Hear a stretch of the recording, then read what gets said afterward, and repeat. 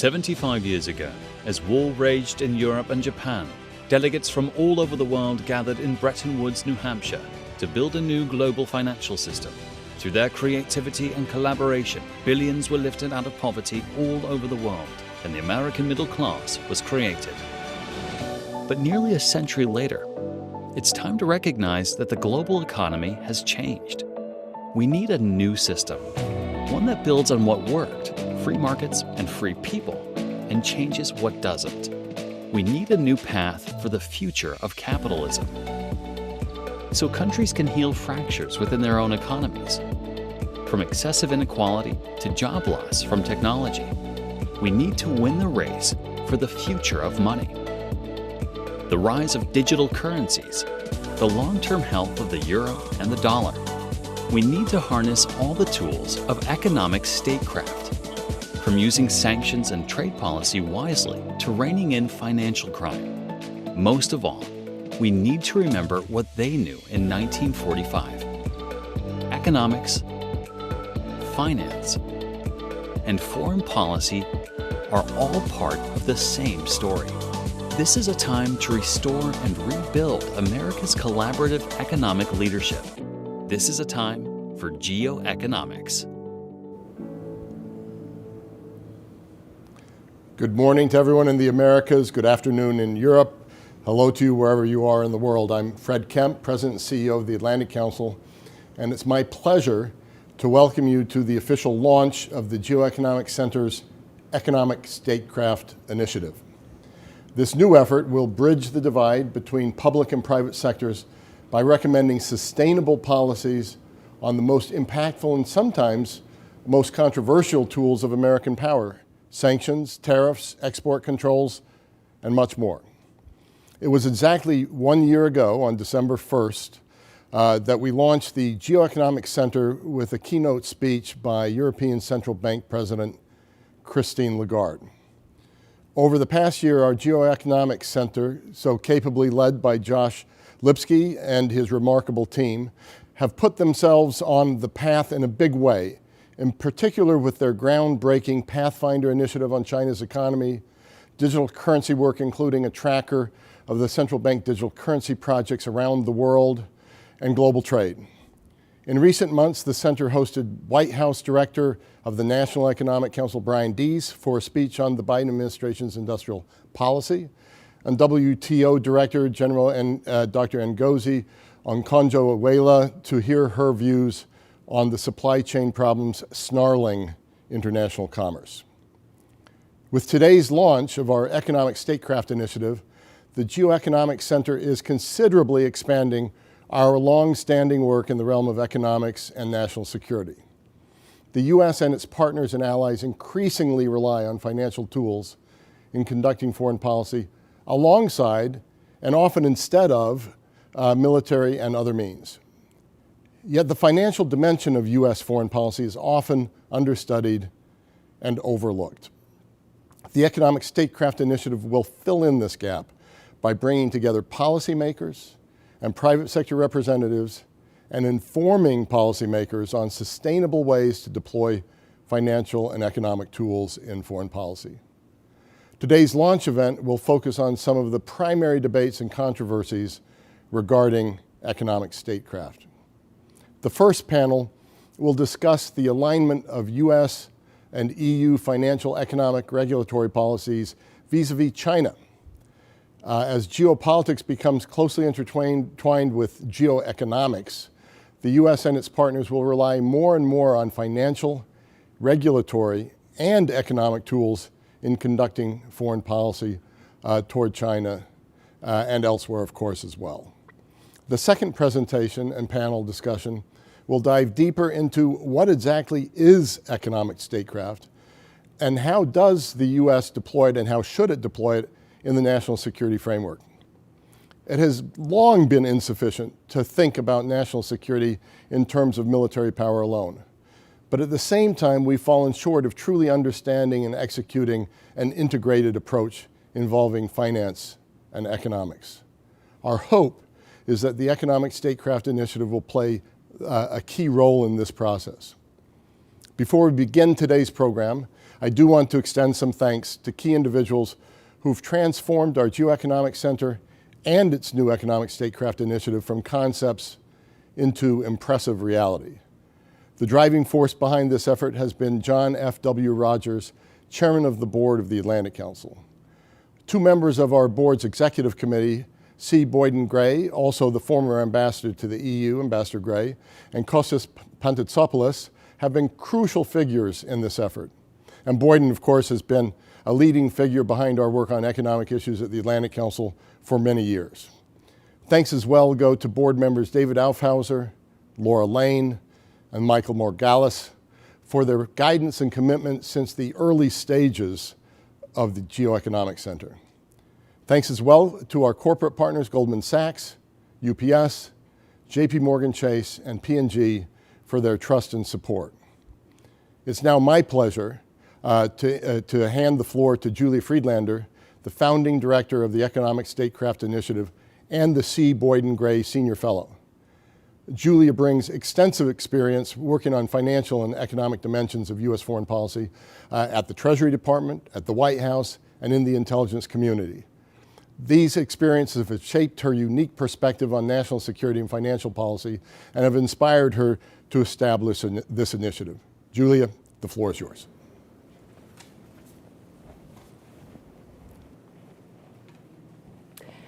Thank you, Fred, for the kind introductory words and for putting your faith in us to start something new at the GeoEconomics Center. I'm honored to launch the Economic Statecraft Initiative today. I have to admit, this has been a labor of love for me after a decade of federal service. In his recent speech at Australia's Lowy Institute, National Security Advisor Jake Sullivan highlighted how trade and regulation have emerged as prominent elements in national security decision-making. We agree. National security has become increasingly a question of economic statecraft. But what does that mean exactly?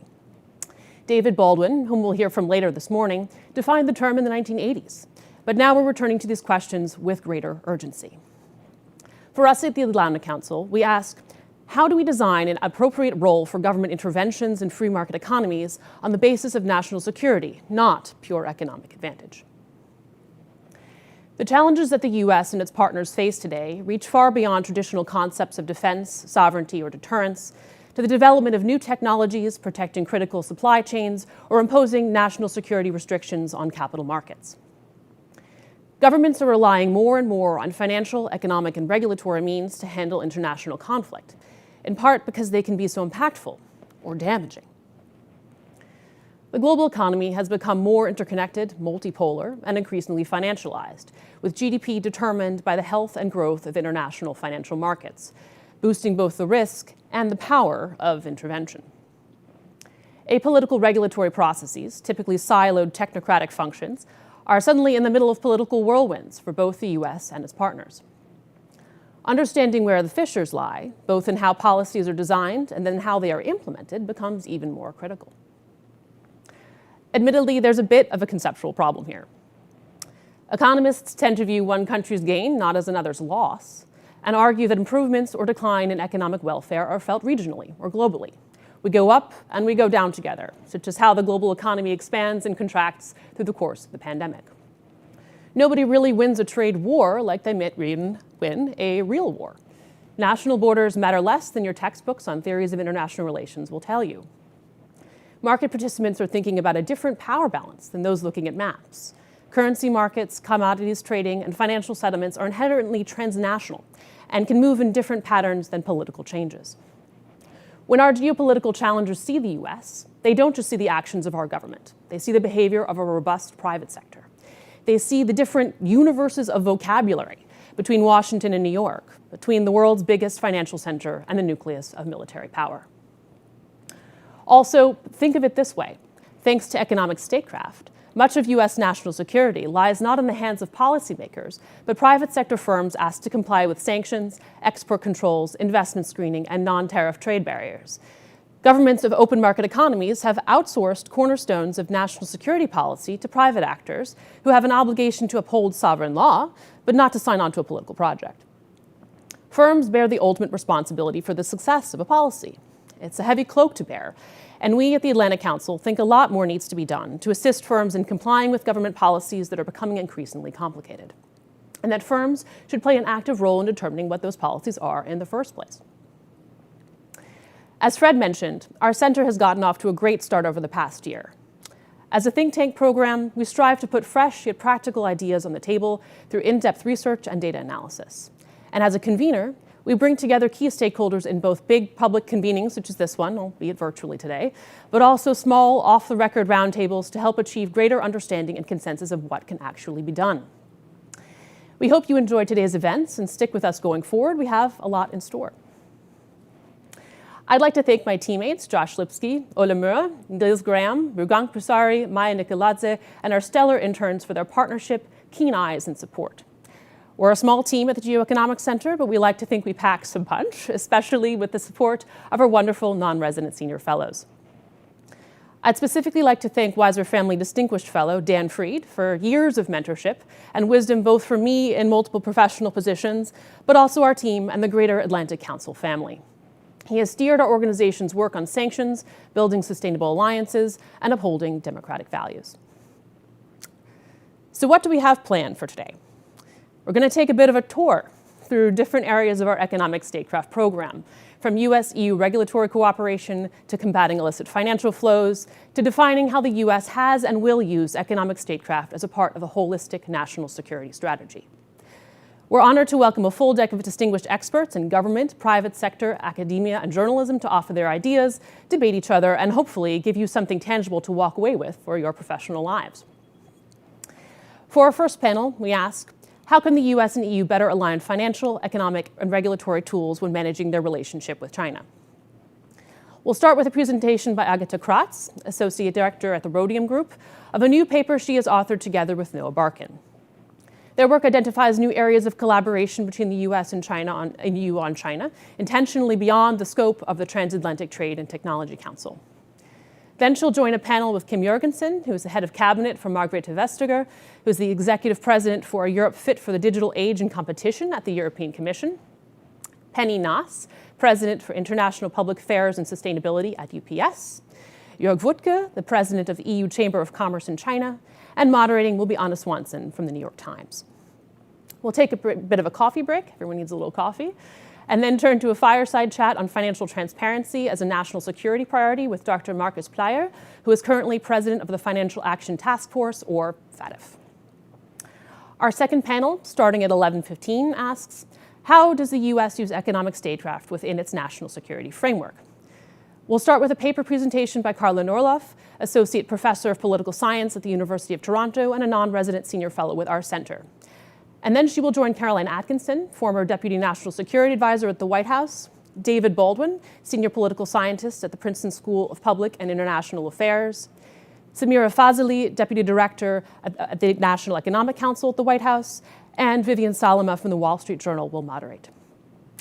But first, I'll turn the floor over to C. Boyden Gray, former US Ambassador to the EU and Atlantic Council board member, to offer a few opening remarks on US-EU regulatory collaboration. Boyden.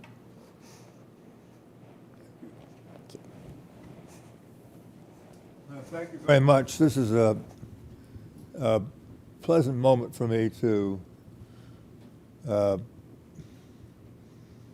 emphasize how important this initiative is and how absolutely critical it is to see it through.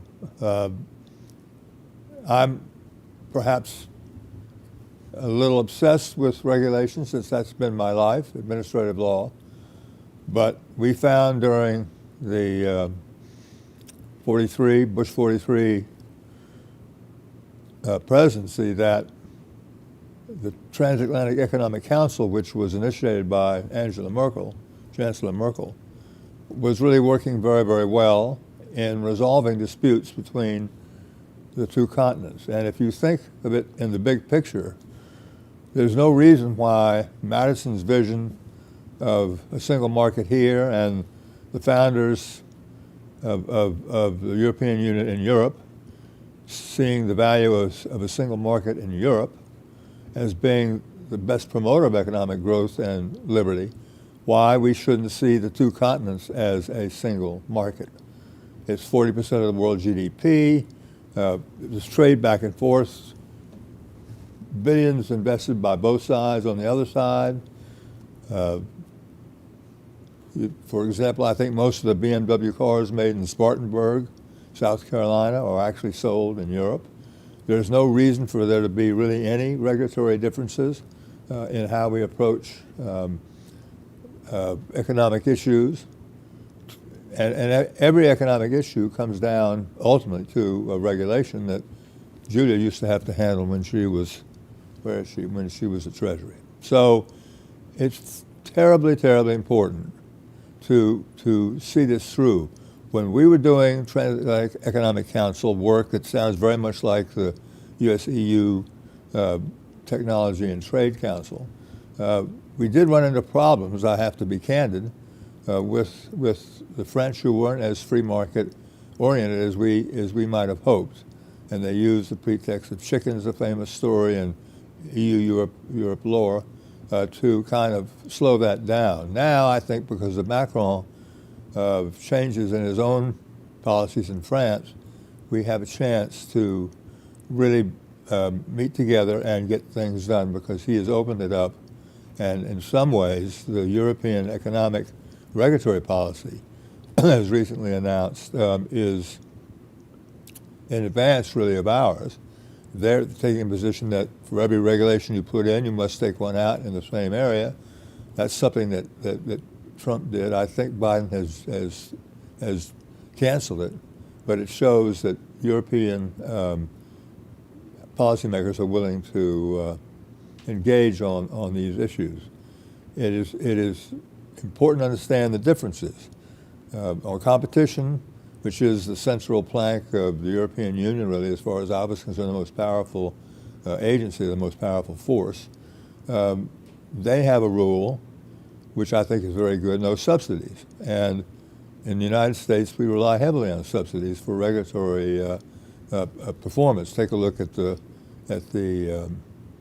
subsidies, huge subsidies for electric cars here, which I don't think the Europeans are following or need to follow, or feel they need to follow. To get to where I think we all need to be. There are other differences. Innovation in the United States is easier because the capital markets are more supple and richer, and I think that's being changed now. There's a lot changing in Europe, but that is somewhere where, again, the two sides can meet and get a great deal done. Antitrust is very close, but not quite close enough in my view. And for example, in Europe, private parties can intervene in antitrust actions brought by the Commission. I was, at the table watching that happen when Google piled on to Microsoft, only to find themselves under the spotlight after the Microsoft issue disappeared. That kind of intervention and kind of a competitive playback between two competitors doesn't really dominate the U.S. thinking.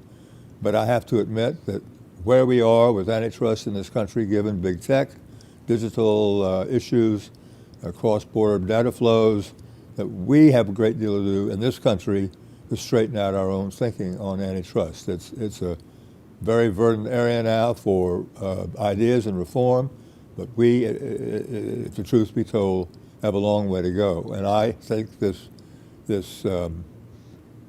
Trade and Technology Council and the work being done by the Atlantic Council in supporting it, I think is one of the most important things that this effort is going to do. As they often say in this business, the devil's in the details, and inevitably the details of almost any project, whether it's digital currencies or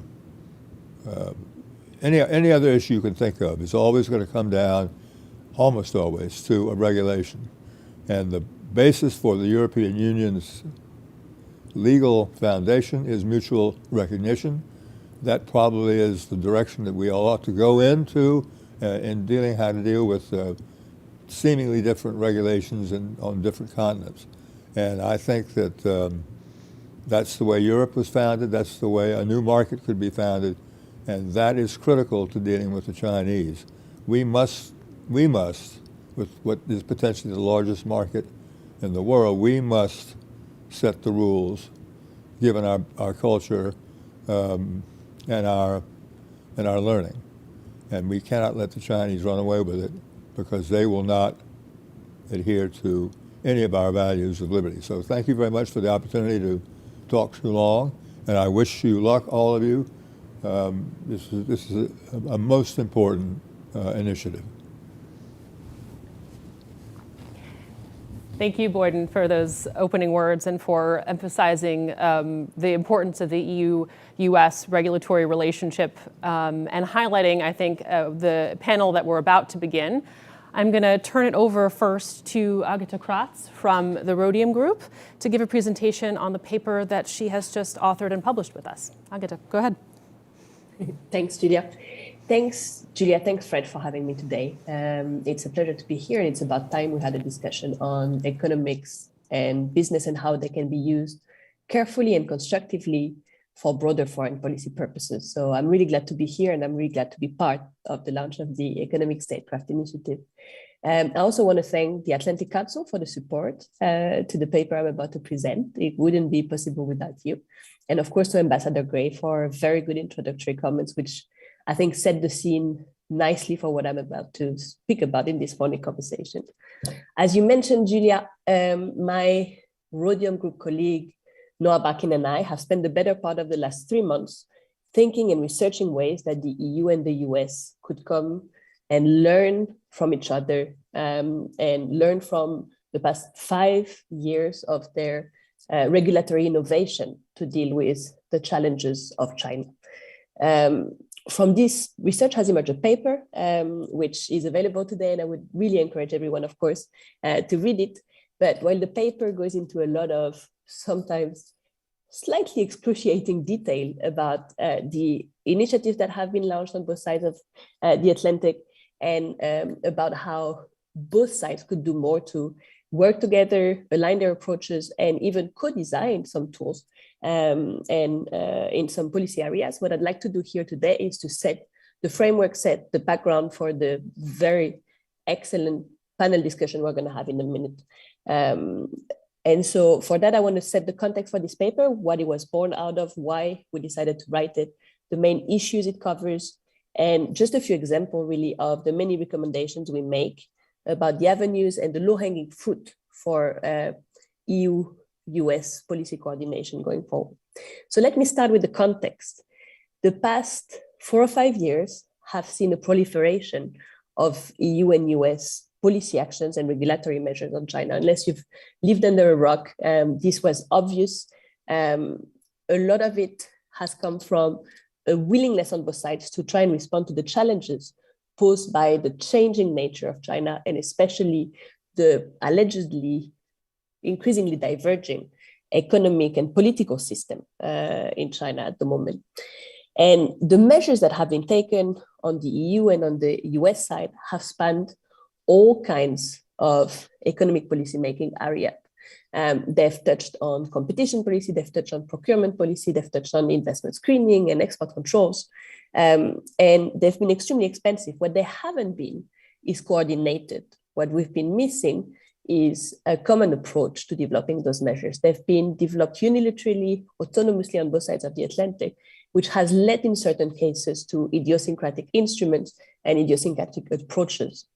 The problem with that is that it is costly to have diverging approaches, not just because cooperation, coordination is good on principle, of course it is, but because for very concrete, somewhat selfish even reasons, coordination serves economic, political, and strategic efficiency.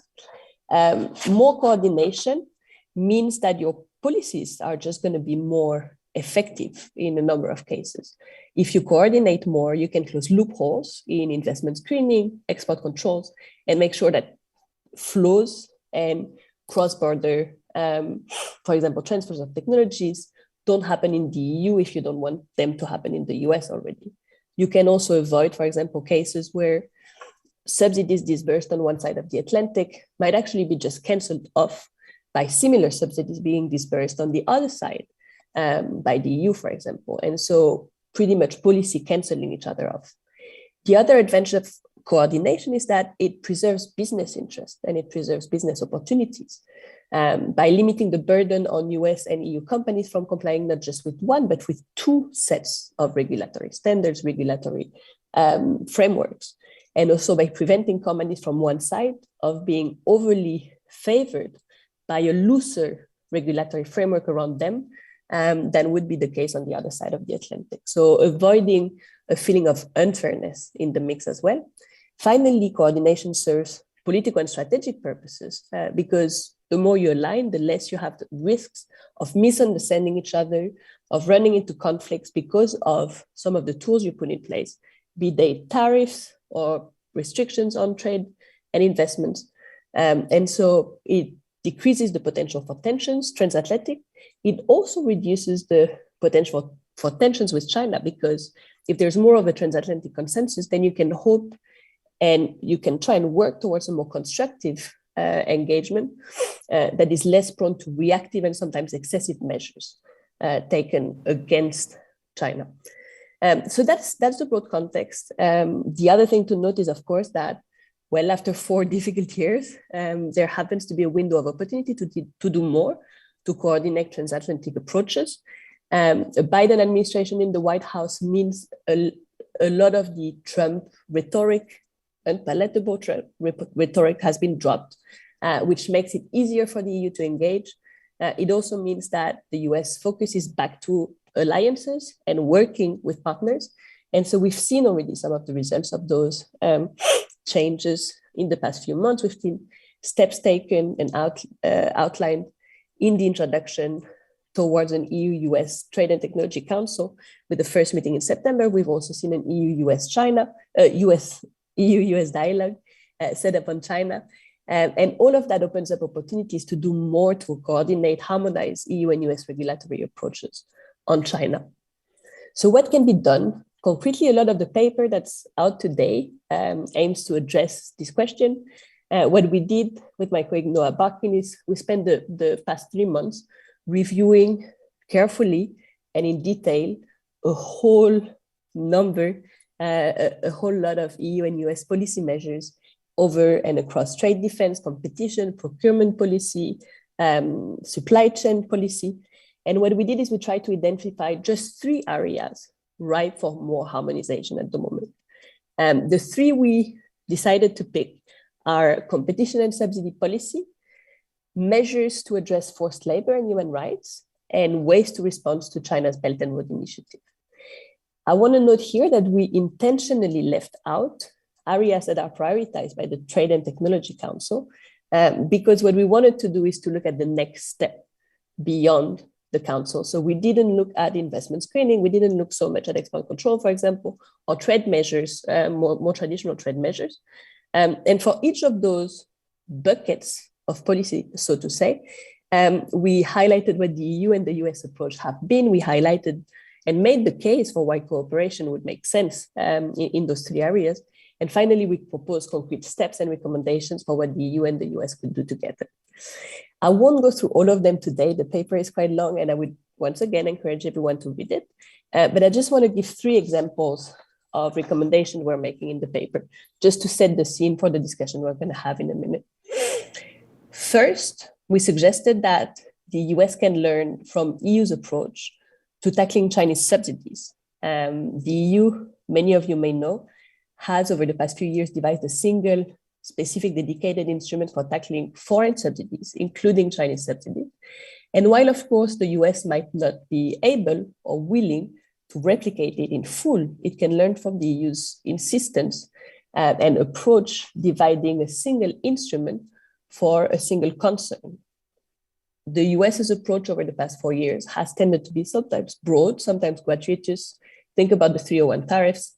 And that can end up, unfortunately, hurting businesses. It can hurt consumers, and it can close off more of the two-way trade and investment interactions than is actually needed. So the spillovers are potentially too negative. And if you define and devise narrower instruments, then you can be more strategic in your targeting. The second suggestion we make is that the EU, on the other hand, could probably learn about some of the tools the US has devised to respond to the Belt and Road Initiative.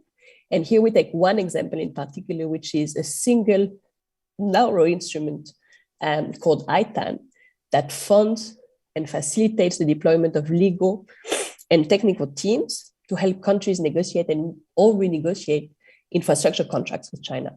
It has already had pretty drastic results and effects, for example, in Myanmar. And the lesson here to be learned from the EU, especially in a context today, where the Commission is launching its global gateway strategy and is announcing a very high 300 billion kind of high level number and figure for its initiative.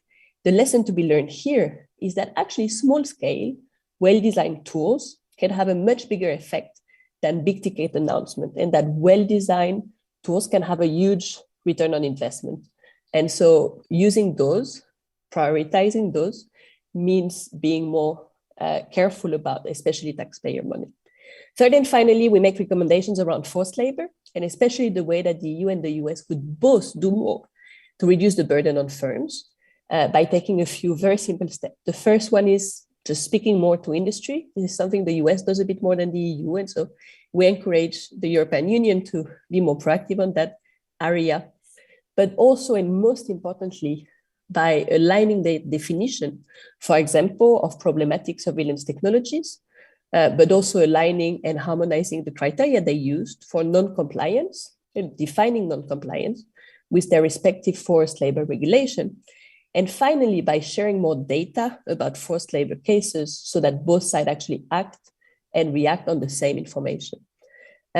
Those, once again, are just 3 recommendations. And I don't mean to say that they are perfect. I also don't mean to say that they will be easy to implement. Once again, there are cultures, institutions, systems on both sides of the Atlantic that are very different and might be hard to reconcile.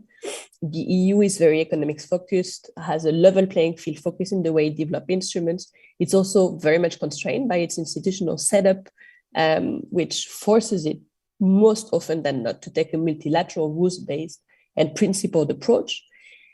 And it has approached the issue of China with a very non-China specific tone, just making sure that any instrument designed is actually country agnostic.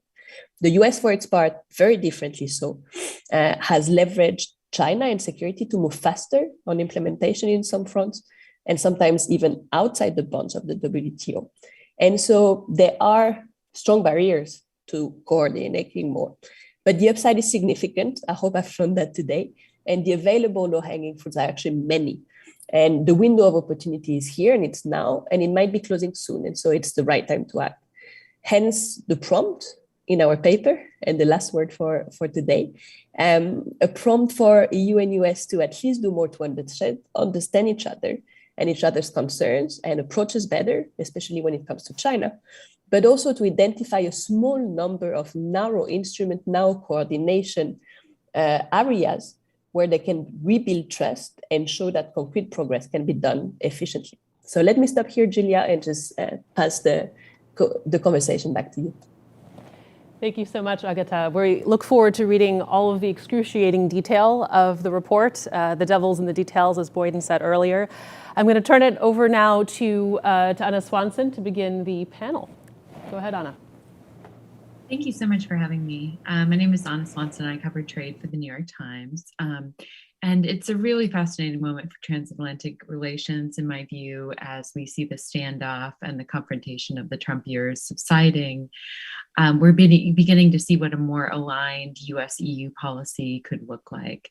However, there are obviously lots of challenges that remain in turning something theoretical into reality. So I'm delighted to have this distinguished panel here to discuss some of those issues and Ms. Kratz's paper. We have Penny Naas, the President of International Public Affairs and Sustainability at UPS, Jörg Wutke, the President of the EU Chamber of Commerce in China, and Kim Jørgensen, the Head of Cabinet for Executive Vice President Vestager at the European Commission. So I thought, Mr. Jørgensen, perhaps you could go first with providing a few opening remarks. What is the potential and what are the challenges for this closer cooperation right now between the United States and the European Union? Thanks a lot, Anna, and also thanks for inviting me today. And actually also thanks for the excellent cooperation that the EU delegation has with the Atlantic Council. And thanks very much to Agatha for the report and for the presentation.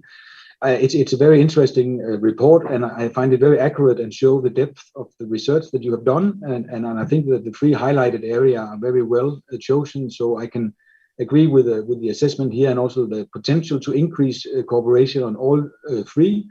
And the report also is a timely contribution from several perspectives, because we are now, as was mentioned, in the process of implementing the follow-up to the first meeting, and very successful meeting of the TTC meeting in Pittsburgh. It was a wonderful place, and the meeting was really, really very good. And Commissioner Margrethe Vestager was really very happy about the result. This also implies deciding on areas for priorities and where we want to put the focus on in the next month ahead of the second meeting.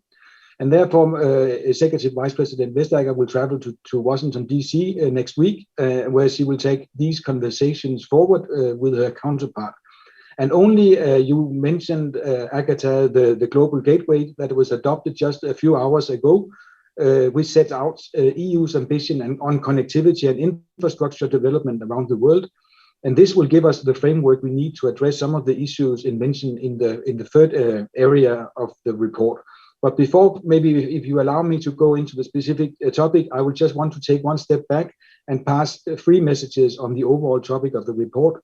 The harmonization of EU-US tools for managing our relationship with China. First, I think the prerequisite to common tools is to have a common assessment of the challenges to address. As the report indicates, there are a strong convergence on this in the last year. And already for some time, the EU and the US share the same concerns about unfair trading practices and the effect these can have upon our open market economies. And I think genuinely, increasingly, our assessment also converges around the risk stemming from the development of authoritarian model of technology governance, both for the security and human rights. Of course, there are differences, and we have different ways of doing this, and that's also why I think the report is very much welcome, because we need also to take it further. I mean, not only to have focused on the first areas with the 10 working groups we have in the Trade and Tech Council, but also to go further. And what was also said by Ambassador Boyden-Gray, we cannot expect our tools to be exactly the same. We have different legal systems and traditions, and we have a very different distribution of competences between the executive and the legislative, and in some cases, basically more or less the opposite. For example, in the US, everything linked to national security is easier because the executive has much more leeway, whereas trade and legislative measures are much more difficult, especially in such a hamstrung Congress. In the EU, it's the other way around. The Commission has much leeway on trade, and here we can do and adopt decisions very fast, but national security remains a member state's competence, and therefore it just takes a longer time, and it's much more difficult and cumbersome. But again, I think that the discussions we are having also on very important strategic areas of security in the TTC in the first meeting in Pittsburgh was really good, and we are certainly converging. So my final message will be that it is important to develop tools to address challenges posed by China, but this is not enough. I think it's also important that we sort of proactively build a positive democratic framework for human-centered technology and for open and contestable market. I think that the third item you mentioned, Agatha, on forced labor, there are actually some elements already if you move to the use of AI, which is one of the working groups where we have progressed the most in the TTC. I think there's a lot of element here where we certainly converge, and where other third countries are reaching out to us because they want to basically be part of this important process. But my boss always says that a good marriage, they are not formed because you don't like a third person. It's also because you have something in common and you want to build. And that's where I sense in the whole tech agenda and the digital agenda, we are certainly converging a lot on AI, on the Digital Market Act and Digital Service Act. There might be areas where we will differ. And again, we have a different tradition here. We have a tendency to legislate more on the heavy side, compared to the US. But I think on how to approach these big challenges that tech are posing, I think certainly we are converging quite a lot. So very many thanks for inviting me. Great. Ms. Noss, would you like to go next? What's the business perspective here on the potential and challenges for that convergence? And I know you had some other thoughts on areas of cooperation that are not covered in the paper. Yeah, no, thank you very much. And thanks very much for this very comprehensive and useful paper. And I thought it was great in terms of how it outlined opportunities, very specific recommendations, and then potential impediments. So I would like to follow up both on Kim's comments, and I'm very pleased to be on panel today with both Kim and York, who are absolute experts in this area. And but I would like to preference to say the comments that I'm expressing today are my own.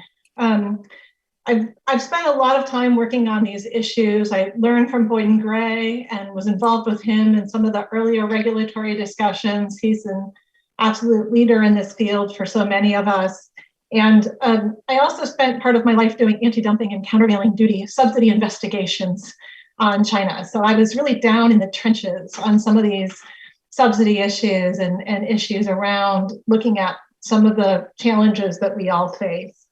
And so I think one of the things that I think is really important is in the past, sometimes we've looked at the US and the EU in terms of access to each other's markets. And I think one of the very important changes that's going on, particularly around the economic piece, is looking at third countries and also access for our companies in third countries.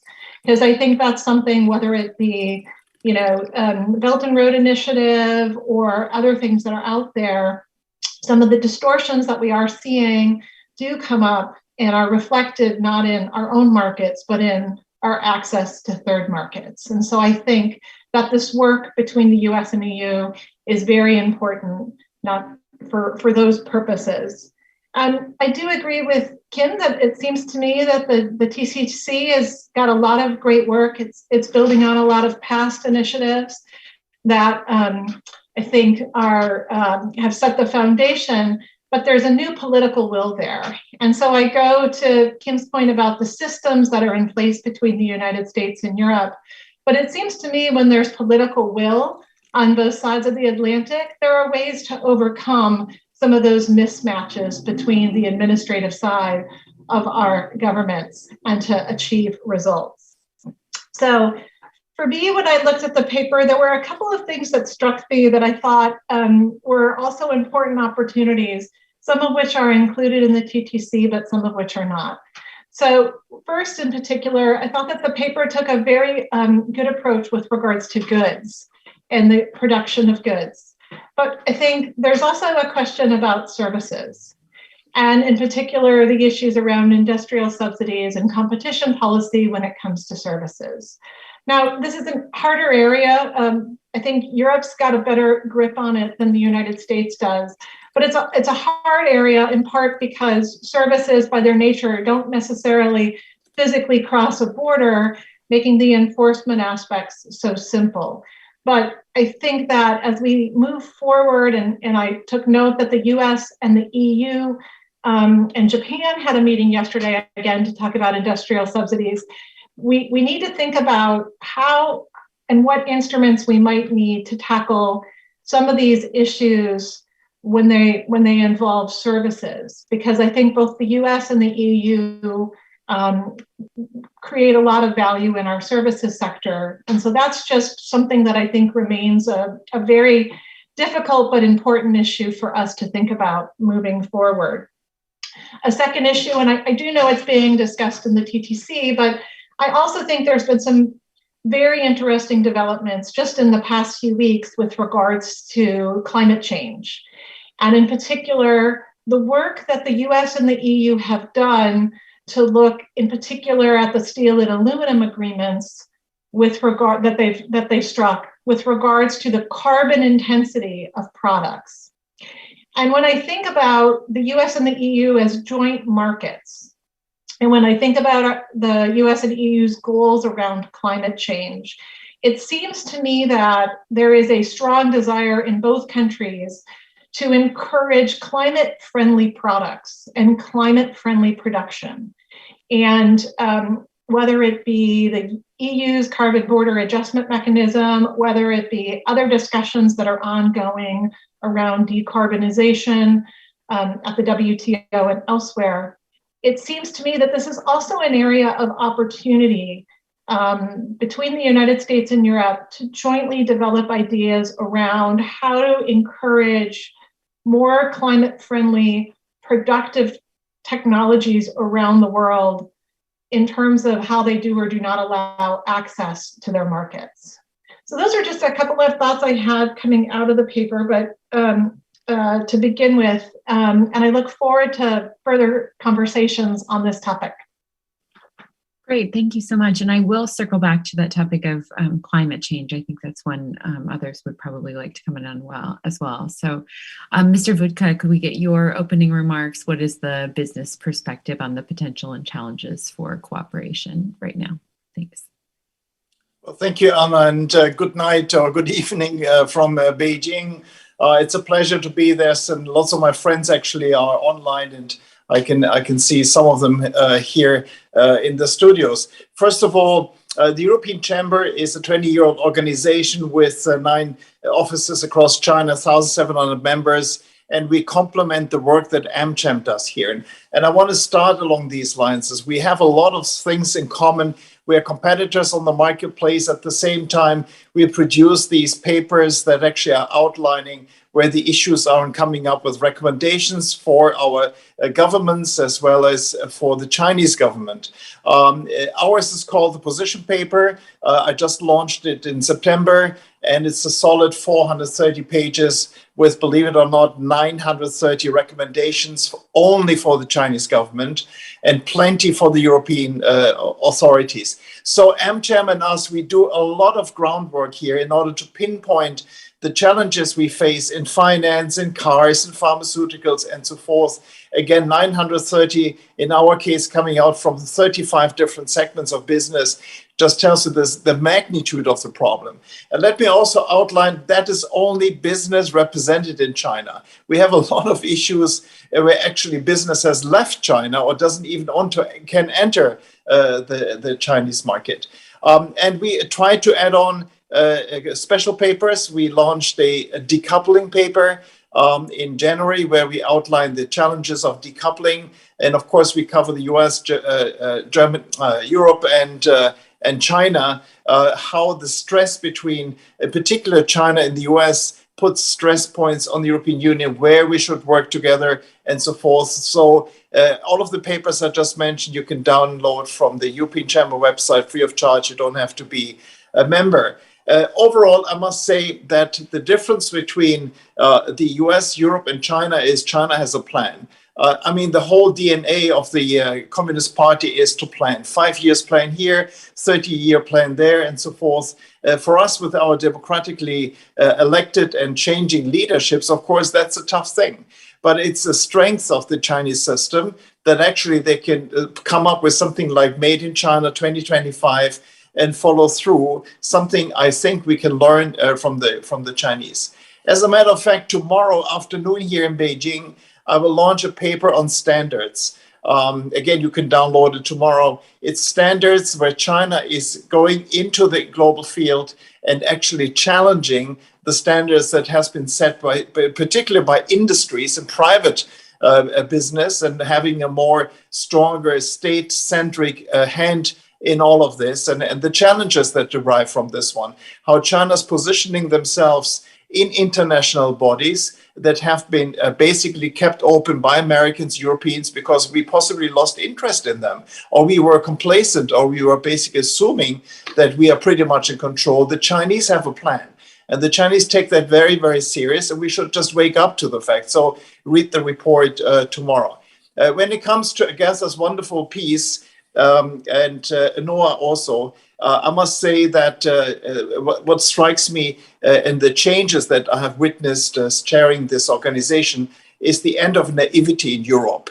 I remember in 2016, and I'm heading a very big German chemical company over here, and we lost 3 times against Chinese SOEs in takeover attempts across Europe. I went to the commission and says, guys, subsidies make my life miserable because we might face the same 100 meters, but my opponent is running with red eyes and I'm not. And of course he's faster. And so, no, Mr. Wittke, this is capital controls, is not very good. This might open the door to protectionism and so forth. And it's really amazing. It's very positive to see how fast Europe woke up to this fact and actually came up with legislation, everything that Agatha was writing about it. It took us only 3 to 4 years to actually realize the problem and come up with a solution on subsidies. And indeed, I guess the US can be inspired by this one. On the Belt and Road Initiative, of course, we can learn from the US. Well, first of all, the Chinese are genius in projecting things. It might actually look much smaller in reality than actually it sounds like. It's like a Beijing opera, you hear it in the last row. Belt and Road, everybody knows. Europe has spent more money on international engagement by far with a very odd sounding name, connectivity. So I hope that today's program that has been just passed by the European Commission, I guess, is that actually this works. The projection that Europe comes and helps other countries with infrastructure and services and comes with a system which actually will not bankrupt these countries and will come with a system that does not have to be paid with a political price. Belt and Road Initiative, as a matter of fact, we published a paper last year. We asked our members, what's in it for you as companies? And I guess what's in it for European companies pretty much resembles what's in it for American companies. And we found that out of the 1,700 companies, 9 companies had benefits. 9 companies had benefits. The Chinese Belt and Road is pretty much an export of the Chinese procurement model. And I guess that we have to simply learn how this goes, and not just for the benefit of the US and Europe, but also for the third countries that do this. Supply chain laws are really important. Germany has just passed a law. It will be effective 1st of January 2023. It's going to be very, very difficult for business to implement. It actually might drive companies to only deal with big companies because I can't audit 50 small SMEs. That actually is something we really have to watch out, how these supply chain laws actually help to counter forced labor and do not drive out legitimate companies out of the field. Xinjiang is going to stay with us for quite a while. And the supply chain issues that we have with China using its market power in order to drive political gains is something we just have to look at. I mean, they've taught us a lesson on the Japanese in 2012 with rare earth, and they have been teaching us a lesson right now again. We had the magnesium shortage because China was turning off plants due to the energy shortage. Now South Korea is screaming for urea nitrate in order to run their trucks because China has put an export ban on it. It could go on in other areas as well, where, for example, China has basically put an export ban on fertilizers that go into India. We really have to sit together and see how we possibly answer that, how we close the ranks and help maybe South Korea and India and actually find allies in this kind of bad behavior that comes out of here, this city sometimes. Anyhow, so what I was missing are 2 things, Agatha. One is the word reciprocity. The magic word that we have always been using. As we cannot do what we can do, our Chinese peers can do in Europe. That's something to ponder. And the second and really serious problem, and I guess I would have basically busted your paper, is the challenge of cybersecurity. The security of our networks, the kind of spying that we are exposed to, which actually is the same thing that happened to European and American business, the losses of IPR. That's something to ponder that we can actually really work together in that field as well. And I'll stop here. Great, thank you so much. So I'm going to pose a few of my questions to you, and I'd also like to invite the audience to submit their questions through the chat so I can integrate them. I'll give the panelists a chance to respond here, and Agatha, if you'd like to jump in to some of these questions as well, please feel free. First, before we get into policy specifics, I just wanted to step back a bit. I think the paper makes a really interesting point that the different approaches that the US and the EU have taken to China stem in part from different structural realities in the US and the EU. For example, US-China policy has this economic and national security dimension, in large part because in the US we see China as a kind of a potential threat to our dominant position in the national security sphere, whereas in the European Union, member states rather than the EU are responsible for national security. So EU-China policy is focused more on a level economic playing field. So I wanted to ask about how does the US and EU framing of the China challenge differ, and can an aligned policy overcome these kind of more basic differences between Europe and the United States, both in structure and in their orientation toward China? Any panelists want to take a stab at that? Please go ahead. Should I start? Please. Thanks a lot. Also, very good to see you again, Penny, and also many thanks to Jörg for your intervention. I completely agree with your remarks. I think we need to work much better together in mapping problems. Actually, there was also a discussion on this point in a very good one in Pittsburgh. Here, they were very much focused on chips and semiconductors, but I think it goes basically all over the place. You mentioned some examples yourself, and I think we have become much tougher on the EU side towards China since 2019. I myself been involved also when I was a Danish diplomat in that change going back from 2010, where everything was just rosy and green and good, to the situation we have today, which is completely different. And what you also mentioned, Jörg, how the Chinese are basically winning the leading post in an increasing number of international organizations. I think it's a huge problem for us, where we will also need to coordinate and sort of map out in a much better way how we do things. And you mentioned cyber security. I think now I was at a dinner yesterday with the leading European company. We have now 2 to 3 million malware attacks every day. And a lot of them is coming from, states where we have mentioned one name, and there's a couple of other ones, a state or state sponsored or close to. It's a huge problem for, at least when we are talking to European companies and industries. They are now mentioning cybersecurity as one of the 2 most important items for them. So I think really this is a very important issue. And to Penn, just to say that on climate, that's certainly another area where we should and are already working closer together, also in green energy and this with product. And we're actually working right now at the Commission on a proposal also for standards for sustainable products, and where I think there should also be room for coordinating a bit more on that. I'll stop here.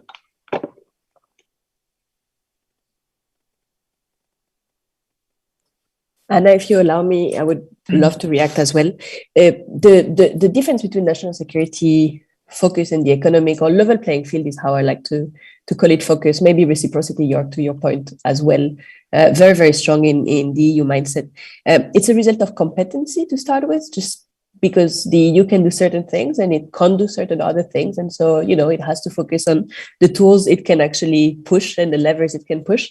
It's a matter of pace as well. I think the US has focused on national security just because things can get done so much faster under that guise than they can under certain economic justification. And I think it was Penny who said that, trade is just held up by Congress in a lot of circumstances. And so it's a dangerous one to try and mess up with.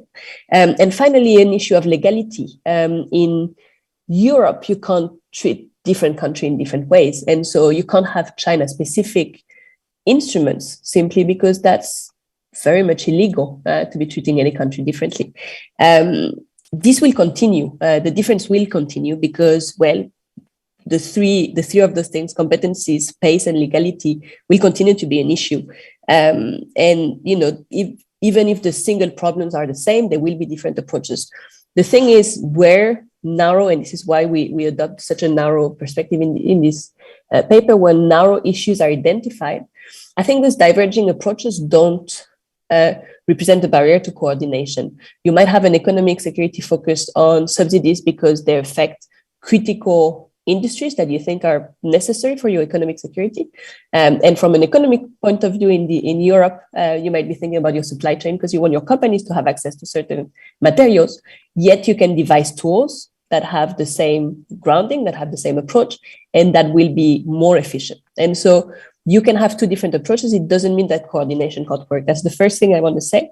The second thing that we outline in the paper that's, I think, really important is that there's actually lessons that both sides can learn from their different focus. The EU needs to be more geopolitical. It needs to be more, not so much security, but strategically focused in its approach. The Commission, EU Commission, von der Leyen Commission said it would be more strategic. We're waiting out a little bit on this to actually happen. Global Gateway will be a test, and it will be a very important one.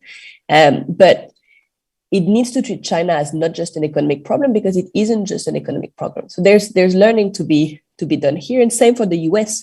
The thing with the US is unless you define your problem strictly and clearly, you end up hurting your firms and you end up hurting your allies too much. And so if you have catch-all national security reasoning for everything you do, when at the end of the day, it's just IP theft or specifically subsidies you're trying to address, then the negative spillovers on yourself and on the rest of the world are just inefficient, and they're just wasteful. And here we did a study now probably 18 months ago called the EU-China Green List. And what we did is we tried to map out within the trade and investment relationship between EU and China, what can be considered national security relevant. And so we went through 600 single sectors, we coded them for EU's own definition of national security.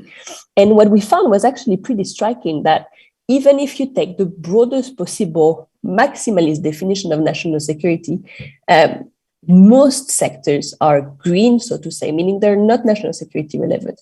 80% of trade doesn't need to come under national security purposes. 70% of the investment doesn't need to be targeted by national security instances and measures. And once again, that's a lesson for the US, that being too national security focused means that, well, 70% of what you're doing might come under threat when it could continue going and increasing the welfare of your population. So that's I think, a very important cross-learning here. Great. And an audience question just came in, actually, that's somewhat related to this. So maybe I'll pose that and then continue to the other panelists to address some of these same topics. But the question was, Europe, especially Germany, is much more dependent on the Chinese market than the United States. Decoupling is definitely not an option for Europe. How much does this play into the EU-US cooperation on China, or is this not an issue? I wonder too, what panelists will think about the premise of this question, whether decoupling is really an option for the United States either. But let's go to some other responses to that question, or what Agatha was discussing here. Maybe I could just respond. Last time I saw Agatha was in Berlin last year in February. That's nearly 2 years ago. And there was this speech by Paul Handler from Carnegie who said, the big three items or ticket items from the US looking at China: security, security, security. And when Europe looks at China, it's business, business, business. I think that was possibly true 2 years ago, but I think it has been shifting. And I guess what this has been happening because of the Pew Research results. It shows that our populations are turning more critical of China, and hence our democratically elected leaders have to follow. We have a new government next week in Germany, and it's clearly that the reds, the greens, and the yellows will be far more value-based. I was today 2 hours in a Chinese TV studio where they discussed the new elections in Germany, and they're clearly worried about the fact that now the new German government, unlike Merkel, will actually remind China what values are all about, and will possibly have a less industry-friendly policy. Now, to your point is how much dependent are we in Germany on China? As a matter of fact, we are number one or number two in exports globally, but 10% of our exports only goes to China. So yes, to some areas it is very important, such as Volkswagen and the car industry, but it's actually not exports where Germany is dependent on, it's the companies dependent on, because 90% of their turnover is established, invested over here. Many people mix that up. As a matter of fact, from exports, China is far more dependent on Europe, actually twice as much, and we should actually not lose sight on this one.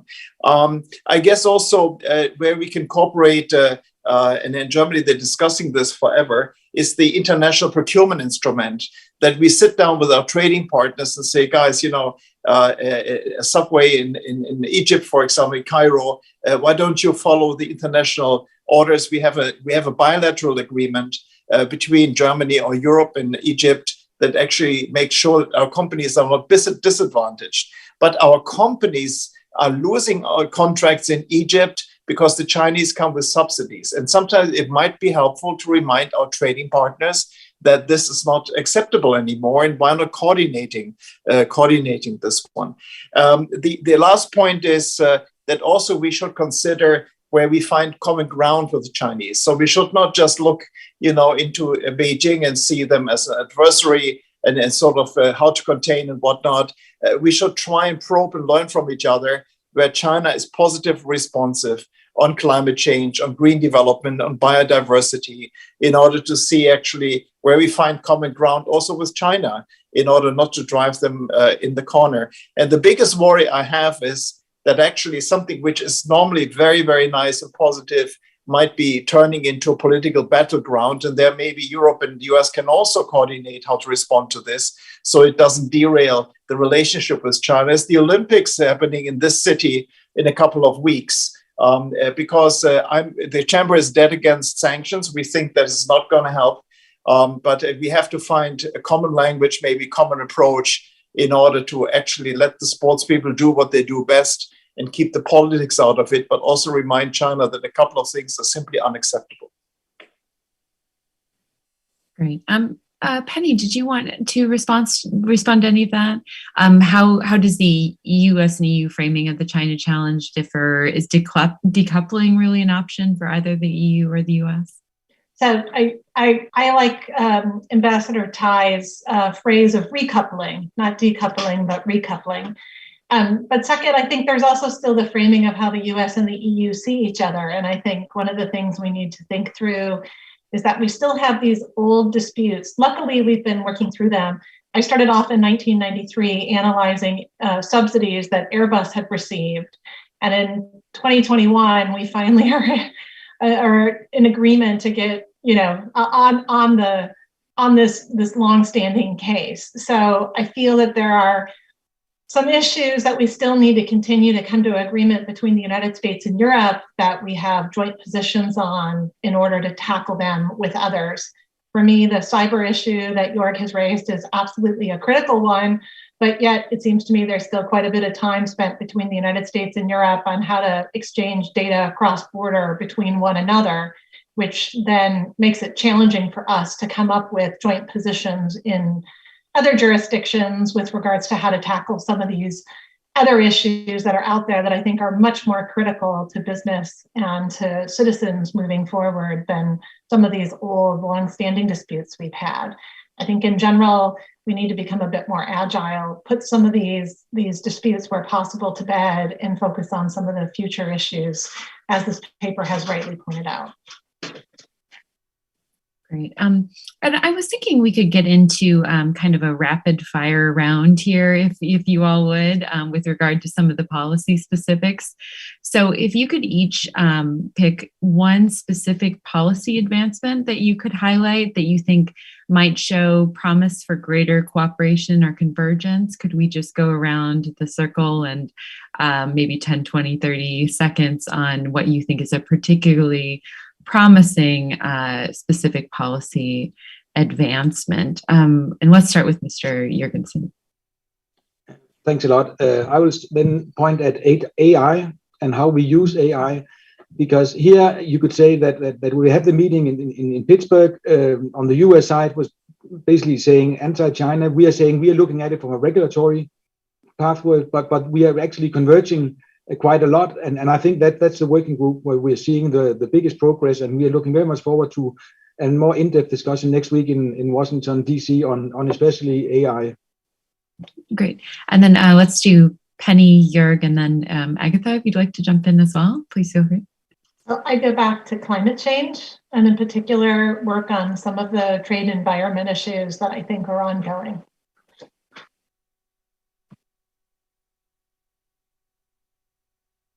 That's a hard thing to figure out because we have 930 points. So I have to ditch 929. But for me, supply chain security is really something where I guess we have to think about it, where the US and Europe actually define areas which should be closer at home. And it could not be necessarily in the EU or US, it could be in other places where we actually make sure it's being produced and we become less dependent on China. Again, our Belt and Road Initiative kinds of developments could actually go down this road.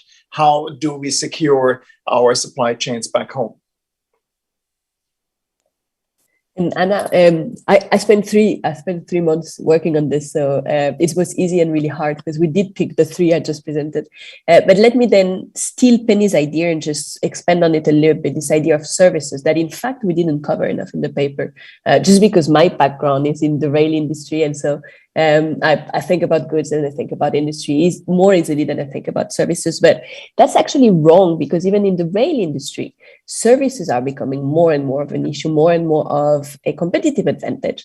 And when you think about the third bucket, Belt and Road responses, this is one area where we absolutely need to do more on services, because this is where our companies, transport companies, operating companies, are more competitive than Chinese companies. On construction, not that we've lost the race, but certainly we've got strong competition out there in third markets. On services, we have a real competitive edge. And so there's more we need to do to understand how to favor our service companies, even in transport sector, in ICT sectors, to make them more competitive.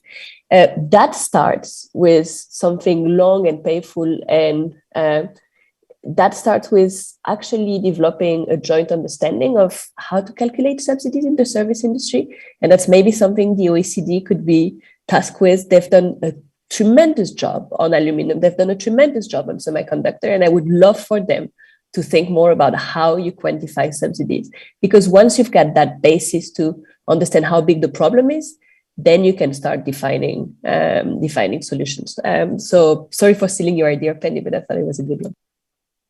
Great. And Agatha, I did want you to give you a chance to respond also to Penny's remarks on climate change. You tell us, you're thinking on that topic. Why was that left out? If the others would like to add anything on climate change as well. Yeah. Let me say that quickly. I mean, this is something we thought about because, of course, on the EU side of things, one of the instruments we looked at in much detail was CBAM. The carbon border adjustment mechanism that is being discussed at the moment and thought through at the moment. Proposal was out this summer. And the question here was, we wanted to have instrument in our table, in our analysis, that were really China specific. And in the case of the EU, I think it's hard to argue CBAM is particularly China specific because it's got to do with so much more than China. Of course, it will have effect on Chinese imports. Of course, it will have effect on our relationship with China, by the way, potentially. But it wasn't China specific enough to include it. Nevertheless, it's an area where kind of all of the boxes I outlined in my presentation get ticked. If you do more transatlantically, you increase the efficiency of your policy, a CBAM that would be applied on both sides of the Atlantic, or other climate tools for that matter. It could be carbon pricing, it could be carbon standard, a carbon taxonomy that's shared on both sides. All of that increases the efficiency of your policy. It also decreases the chances for tensions. Right before CBAM was actually proposed, John Kerry made the point that the EU should probably postpone that proposal because of COP26 coming up. And it wasn't tension, so to say, but it was already, you were already seeing these tensions here. If there had been more coordination on that particular instrument, maybe the tensions would have been lower, maybe there would have been more of an agreement. Very importantly, of course, for Penny and Jörg here, this is also one area where if you've got the same criteria, if you've got the same rules, the same standards, then firms are going to just fare better. And so if you start having two different systems across the Atlantic for tackling climate change, it's just going to be a burden on companies when it could actually be a boon to make them more climate neutral. And so it's an opportunity to do more. So we thought about it, not China specific enough, but it is highly, highly relevant for sure.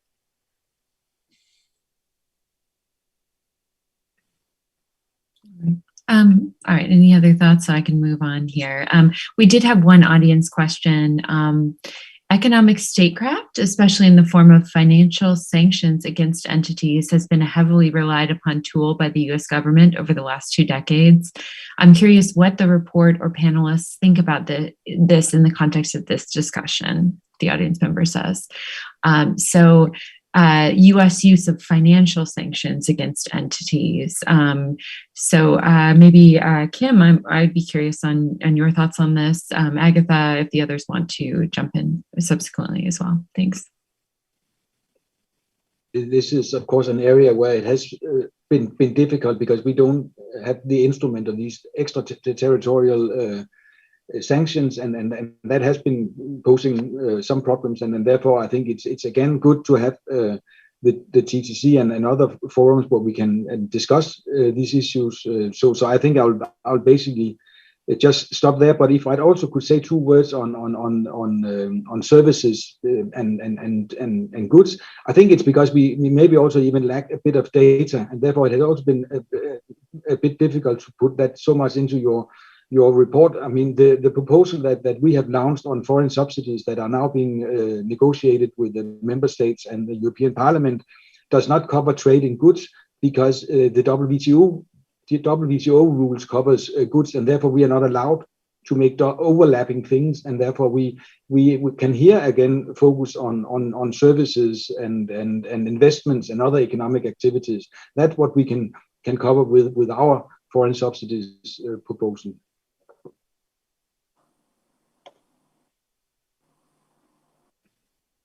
Great. All right. And I did want to ask... Anna, if you want me to react on this issue on financial sanction, I'm happy to actually, because that's one of the areas I could have cited as well as one of the avenues we didn't explore, but was actually very interesting. We looked at the US use of financial sanctions, especially the CMCC kind of delisting threat, restrictions on US investments in Chinese companies linked to the Chinese military. I think there are 2 aspects to that. The first one is thinking about this approach as a way to avoid, of course, China's military from growing stronger. And this is one place where we didn't think the EU, in any case, would be engaged or would be motivated to move more towards that.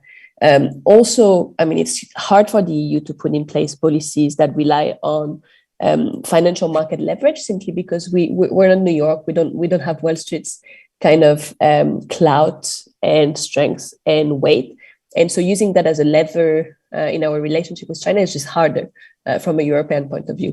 Now, the part of that discussion, which is really about increasing transparency around Chinese companies listed in the US. So a slightly different approach, which is happening at the moment with a number of regulations being implemented, threats of delisting within 3 years of certain Chinese companies on US stock exchanges.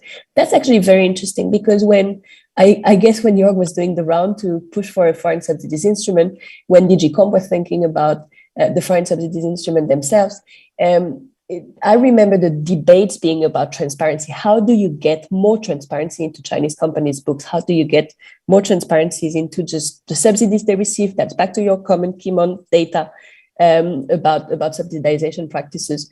And this is one place where there really is more to be done to constrain and force Chinese companies to be more transparent about their accounts, to be more transparent about the support they receive. And part of what the US is doing at the moment is using the huge lever, which is US financial markets.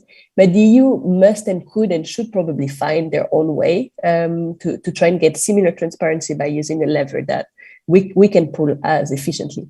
And so I think that's one area where it would be extremely constructive to try and find a common approach where we can force a little bit more of that transparency on Chinese companies so that it doesn't have to be on us to prove subsidization, doesn't have to be on us to try and go find the data, but for it to be more kind of openly available. Great. I did want to take the chance to ask Penny and Jörg whether there are commercial realities that governments are maybe not fully appreciating when designing these policies. Add a little bit more of the business perspective on some of these policies we're seeing emerge from both the US and the EU. Ladies first. I was going to defer to Jörg since he has 900 plus recommendations that that he can detail. And I think, look, we're a services industry. That moves goods for customers. And I think going back to the decoupling, recoupling discussions, I think with regards to the commercial realities, I just say two things. One is something that's become very important in the last couple of years has been looking at your supply chain and trying to understand it not only from a national perspective, but a subnational perspective. So what we've seen and some of the things that we're working with at the moment have to do with, sanctions or concerns with things that are taking place at a subnational level. And that from an enforcement perspective has been very challenging just because of the way things currently work. So that is something from a commercial reality perspective that I think companies are trying to get their heads around, not only in terms of COVID and lockdowns and understanding where your supply chain and production is, but also because of some of these other government actions that have come into play. And so that's something I think we have to think through. And so that I think would be, well, I'll kind of stop it there and defer to Jörg on his recommendations. Well, the commercial reality being here within the Great Wall of China is simply that we get a massage if we basically then stand in for our governments. If something is being discussed in Brussels or Paris and Berlin, then all of a sudden, we get reminded how fragile life can be over here, meaning in the sense that our companies might get penalized. Again, China is very targeted about which companies they reach out to, because they know exactly that then the Chancellor's office or the Parlement or the White House actually gets a phone call. So we are sometimes feeling we are between a rock and a hard place. We want to do business, we want to stay away from politics here, but fact is that China's policies globally kind of demand the policies we have been discussing the whole time. And then I don't know if I get a phone call tomorrow or someone says, would you please come in and explain why you said this yesterday? It is very, very difficult to actually conduct business and be at the same time very candid and vocal over here in order to support and alert and recommend policies to our headquarters and also to our capitals. It's just a reality that Beijing has a very short fuse. Great. And actually, I'd love to follow up on that. Since you're on the ground in Beijing, Jörg, how would you advise we consider the potential Chinese response to some of these policies that we're discussing? And you mentioned in your earlier remarks finding common ground with China. Are there any particular areas you see potential for that? And here as well, there was one audience question. Can the Western world cooperate with China on the Belt and Road Initiative? If you want to take a stab at some of those. Well, I'm certain they don't have a fan club now concerning all the policies that we have been discussing this evening. I guess that they have a very good Chinese Chamber of Commerce in Brussels, representing Chinese business in Europe, and they have also their concerns. It's something I guess we should watch out is of what our Chinese peers have at issues to find allies. Among them, they have maybe sometimes legitimate concerns, so we have to see where in the system do we find allies that actually listen to us. And I find, for example, the economic ministries here very, very attentive and eager to understand. But many of the policies actually coming from the security apparatus, and even the economic ministries don't like it. I had a wonderful discussion with MOFCOM Minister Wang a while ago. I was the first foreigner this year to meet him, and we could openly discuss all the issues of, supply chain, Xinjiang, as well as other areas. And I must say, most important to me is if we come up with these policies, we have to do it in a transparent and accountable manner. We have to explain this to the Chinese, if they like it or not. They have to be in our interest, but also they have to be well explained. And then maybe there's a learning over here. Great. We just have a few minutes left in the panel, so I just wanted to go around and give everyone the opportunity to add a few concluding remarks. If there's anything you want to respond to, you didn't get the chance to. Maybe Kim, we could start with you and then go to Penny. Okay, many thanks, and then also thanks again for the discussion. It's been extremely stimulating, and I think we are converging a lot on the view, transatlantic view on China. As I said, we have a different approach in the sense that we're taking it from a more regulatory path, where you're taking more sort of security political path. But at the same time, we have not decoupled from China, and I don't actually even see the same thing from. There's also American, US companies who certainly also still wants to do business with China, but I think we have a very important also on the supply chain that Jürgen mentioned is extremely important. Also, if you look at what is happening in Africa, I think there is a huge, a whole continent here where we has a big common interest between the US and EU to also to work on how to approach things on connectivity and cybersecurity there. I think that's a very important element that we didn't have the time to talk on. But thanks a lot. So Anna, I'll jump in now. So I think I would have, one thing we haven't talked about on this call is what's going on in the world today from a health perspective with regards to vaccines and some of the issues going on with Omicron. And I think when I look at and I think through some of the things we've talked about today, I think about the role that the United States and Europe can and should be playing with regards to some of the vaccine diplomacy and vaccine equity issues that are out there in the world today. And so I would just I'd throw that out there just because, again, if we look at our services-based economies, our innovation-based economies, some of these issues on the health front are going to be things that I think are incredibly important moving forward and might be topics for possible discussion in the future. Great, that's a great point. And if we could get just some brief remarks from Jürgen, then Agatha, I'll give you the last word from this session. Well, we're heading here for midnight, so I'm not sure I'm going to utter anything coherent, but one area that concerns me is Taiwan. The US has a different angle on Taiwan than Europe on this one. It's a country or a region that I know very well. I lived there for a while. And the kind of dealings with Taipei is worrying me a little bit. I know enough about how the system here works. There are those reasonable people, again, mostly in economic ministries, that know exactly that a boycott or an attack on Taiwan would be absolutely misery for the supply chain, would throw China back. At the same time, every time something is sort of, people go very close to supporting Taiwan's so-called independence, they are feeding these extremists here in the system.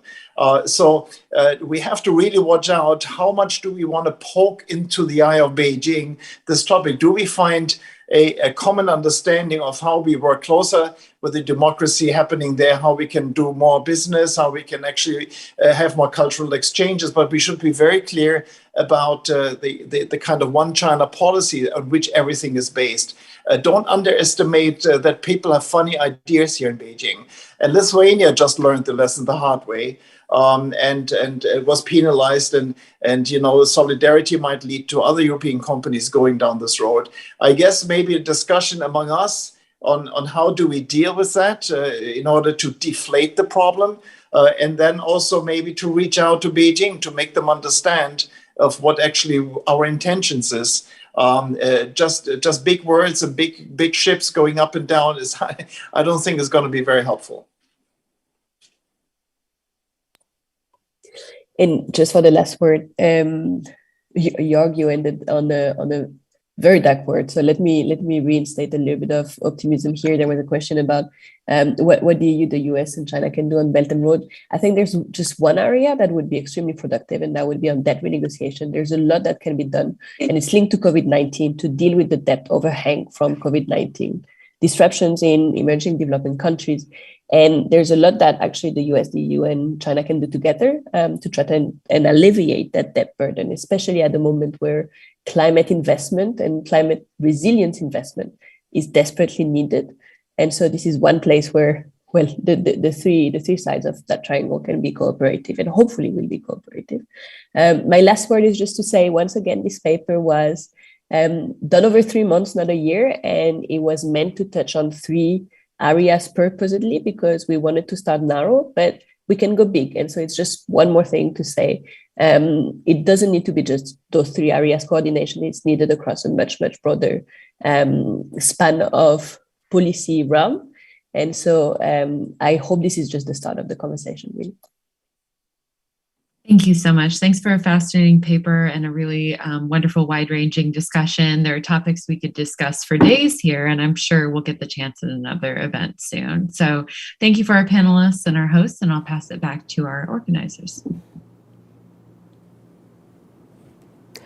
Hi, everyone. Thank you so much to our panelists, to Agatha, to Anna, to Jörg, Kim, and Penny for an exciting conversation. I encourage you all to read this paper and provide comments going forward. Especially thanks to Jörg for staying with us until midnight. That shows real dedication. We'll now take a quick break for coffee for 20 minutes, so please join us at 10:50 to discuss illicit financial threats with Dr. Marcus Plyer, president of the FATF.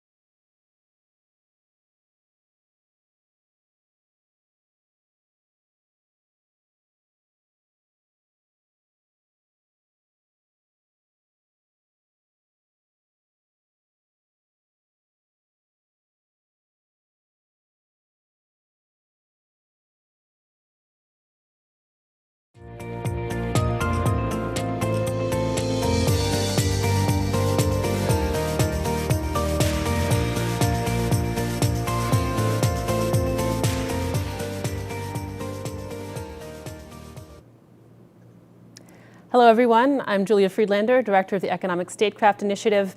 Welcome back from coffee. The next stage of our program is going to be a fireside chat with Dr. Marcus Plyer, who is the President of the Financial Action Task Force. Remember, that is the international standard-setting body for illicit financial issues. This is a very important set of issues ahead of the Democracy Summit here in Washington and in light of the Pandora Papers that we just read about. So, Marcus was unable to be with us today due to international travel, so this is pre-recorded. So sit back and enjoy.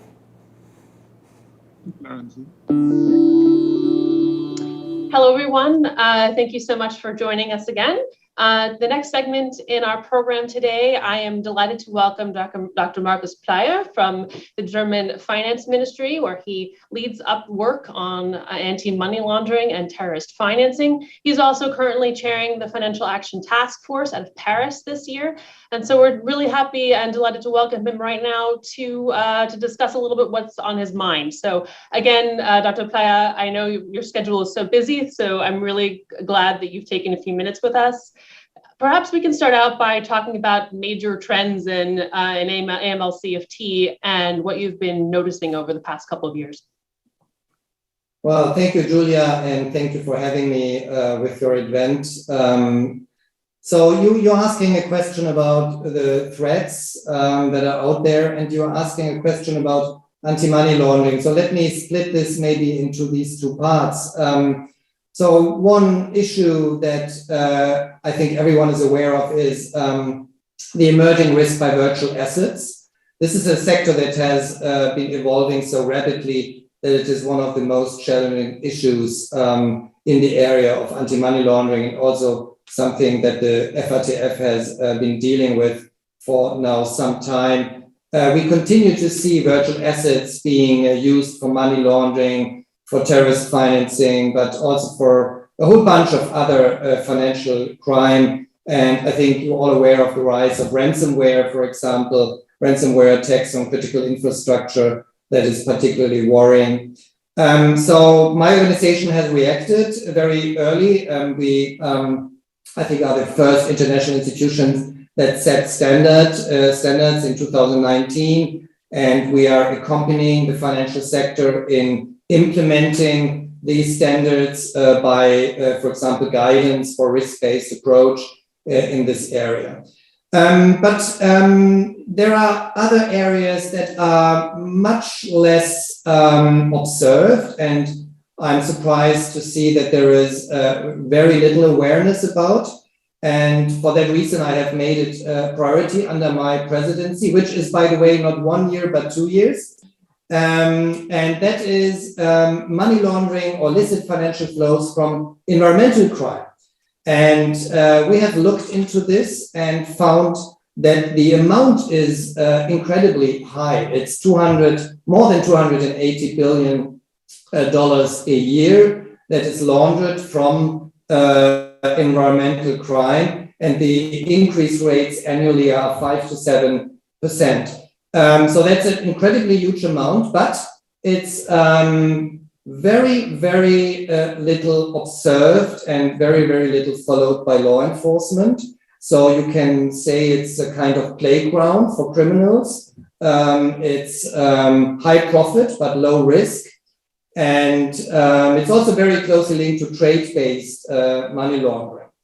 So that is something we are now pushing governments to look into, because there's also a very close link to climate change. For example, only $152 billion come from illegal logging. And here you see from forestry crimes, a clear link in if you protect the environment by following the illicit financial flows from illegal logging, you protect also our planet. What other threats? Of course, we see still a big use of shell companies for illicit purposes. We all have seen what came out of Pandora Papers, so that's something which is also worrying. Very quickly on AML, so what is the anti-money laundering trend? And I think here, maybe that's the other side of the coin.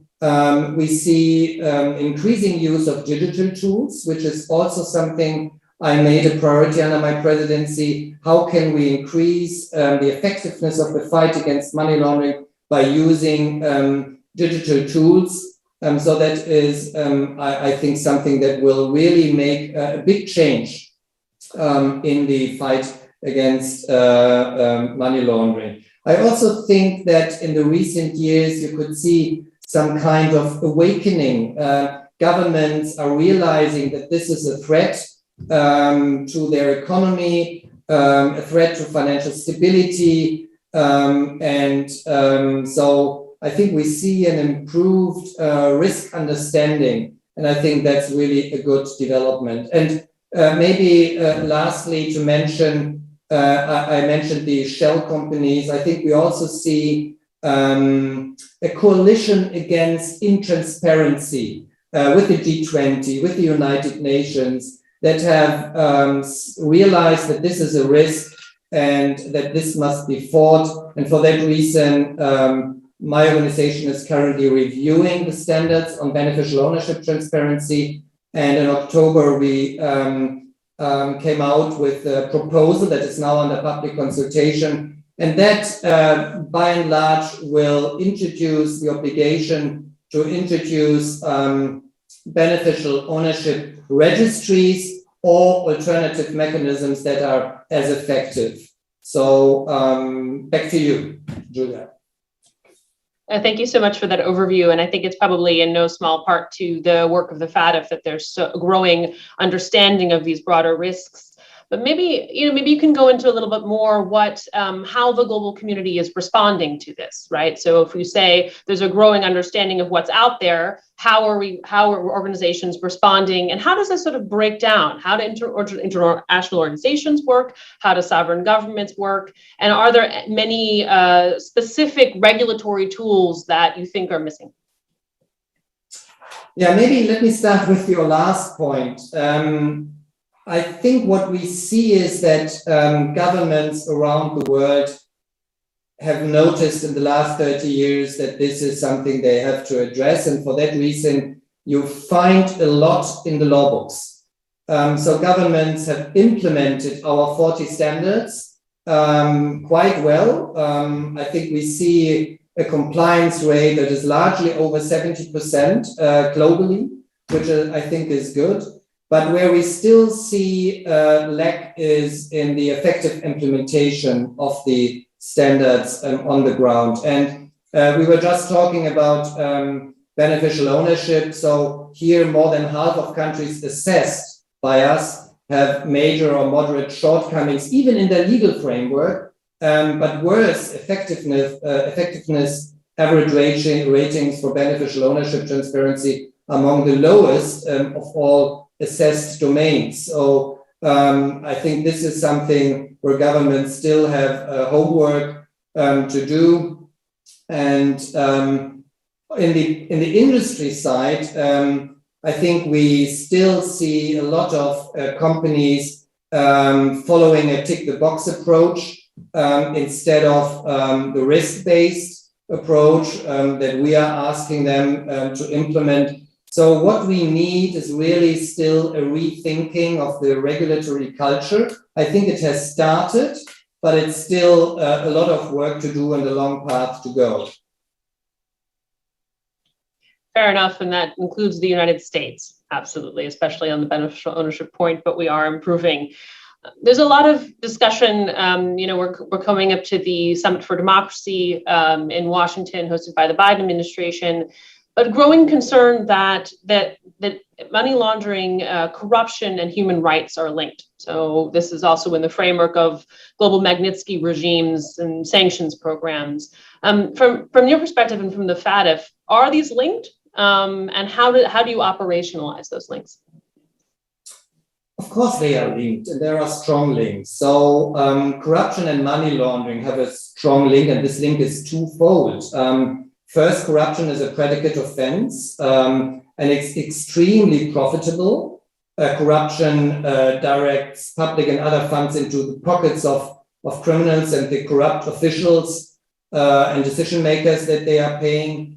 These profits are laundered in order to be enjoyed without fear of confiscation and thus bypass the legitimate economy, leading to unjustified prices and false resource allocations. On the other side, or I should say additionally, corruption is also or can be an obstacle for justice because corruption can be used as a tool to inhibit investigation and prosecution of crimes, including money laundering. And if corruption reaches the law enforcement activities, then prosecution of money laundering and other crimes is seriously inhibited.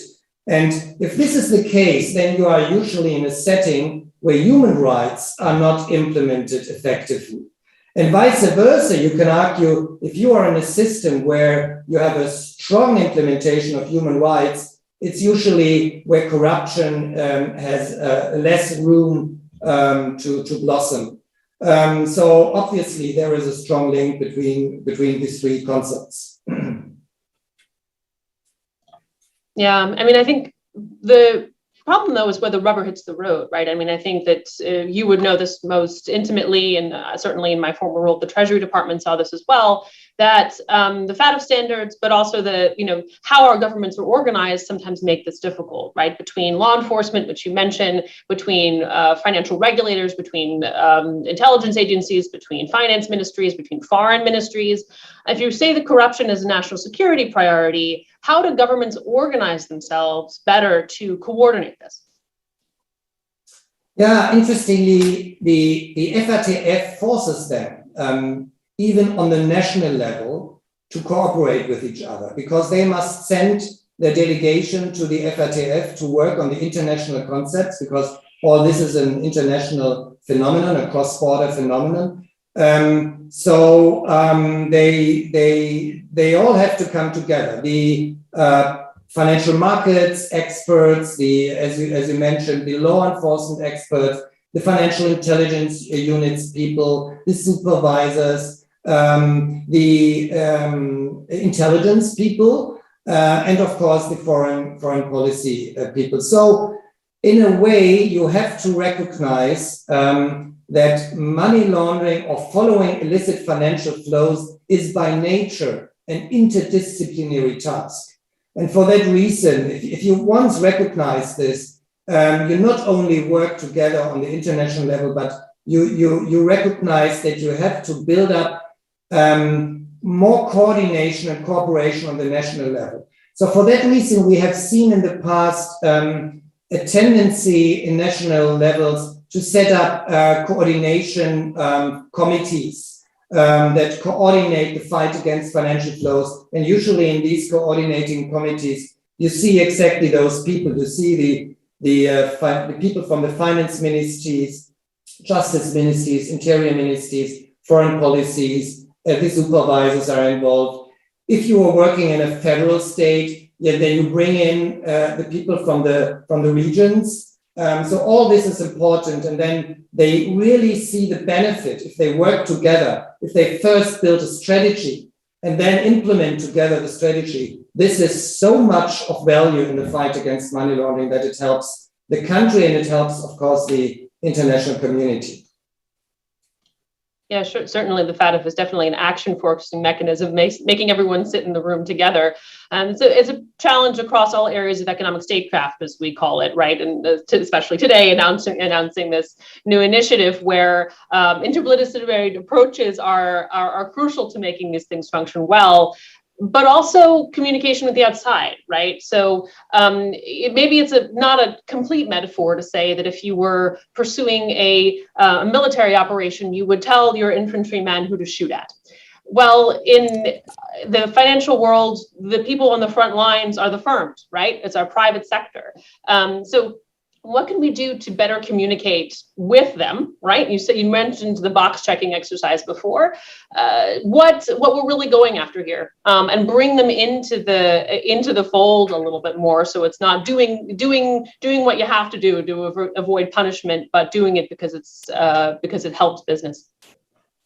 Yeah, you're completely right. I cannot emphasize enough the importance of cooperation between the public and the private sector. And it's so necessary for establishing trust and confidence between these two parts, and therefore it's fundamental. And we have seen in the recent years the setup of public-private partnerships in Great Britain, in Singapore, in Germany, in many other countries. And I think this showed that this is a successful concept. So for example, some countries bring the private sector and the public sector together to enhance the quality of the STRs, the suspicious transactions reports.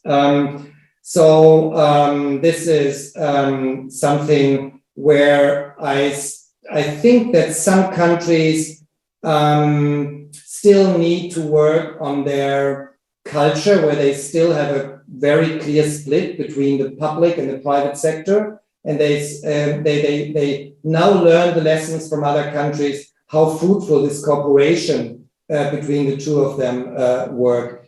Can I say also for the FATF, it's extremely important that we reach out to our stakeholders before we set standards. We do public consultations, as I just mentioned, on the beneficial ownership part. Our initiatives on virtual currencies is only working in close cooperation with the private sector. So it's not a one-way communication. It's where both sides can profit from. We learn how the sector is working, where the needs are, where the deficits are, and the other way around. It's also working. So it's extremely important, and I think we are running in the right direction globally, but still there is a lot of way to go in many parts of the world, where they still need to do more in this area. Fair enough. And that's one thing that we're aiming to do with the Atlantic Council, being a think tank, to try to be a convener to help that process. Dr. Playa, thank you so much for taking some time out of your very busy schedule, as I understand a very busy travel schedule as well, to discuss the issues on the table for the Financial Action Task Force, everyone, the international standard setting body for financial crime. Thank you very much. Thank you. All the best. Thank you for having me. Thank you, and welcome back to the studio. I'm really pleased and honored to welcome our second panel today. This is going to be a really excellent conversation looking at how the U.S. deploys economic statecraft within its national security framework. We're going to start with a paper presentation by Carla Norloff, who is a fellow with our center, and then enter a moderated conversation with Caroline Atkinson, who's a former Deputy National Security Advisor, David Baldwin from Princeton University, Samira Fazeli, Deputy Director of the National Economic Council, now at the White House, and Vivian Salama from the Wall Street Journal is going to moderate. So first up, I'm going to turn over to Carla to start us off with a paper. Thank you so much for inviting me and for giving me the opportunity to write this report, and for having me also as a fellow at the Atlantic Council. I can't say enough good things about the GeoEconomics Center under the incredible leadership of Julia Friedlander. So the main goal with the report is to capture the economic security linkages that have become a prominent feature of economic statecraft. And the question addressed is, how are states using economic means in pursuit of security objectives? And there are three main takeaways. The first is increased reliance on economic statecraft. The second is that economic statecraft has resulted in a new great power dynamics. And the third is that we see intensified use of economic statecraft, but that also poses some serious risks.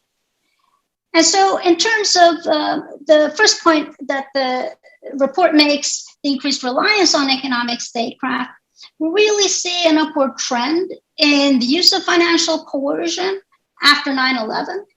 And financial coercion emerges as an alternative to military coercion after the financial crisis. And this comes in the context of war fatigue. There are concerns about, military overstretch and calls to reduce the United States military footprint abroad.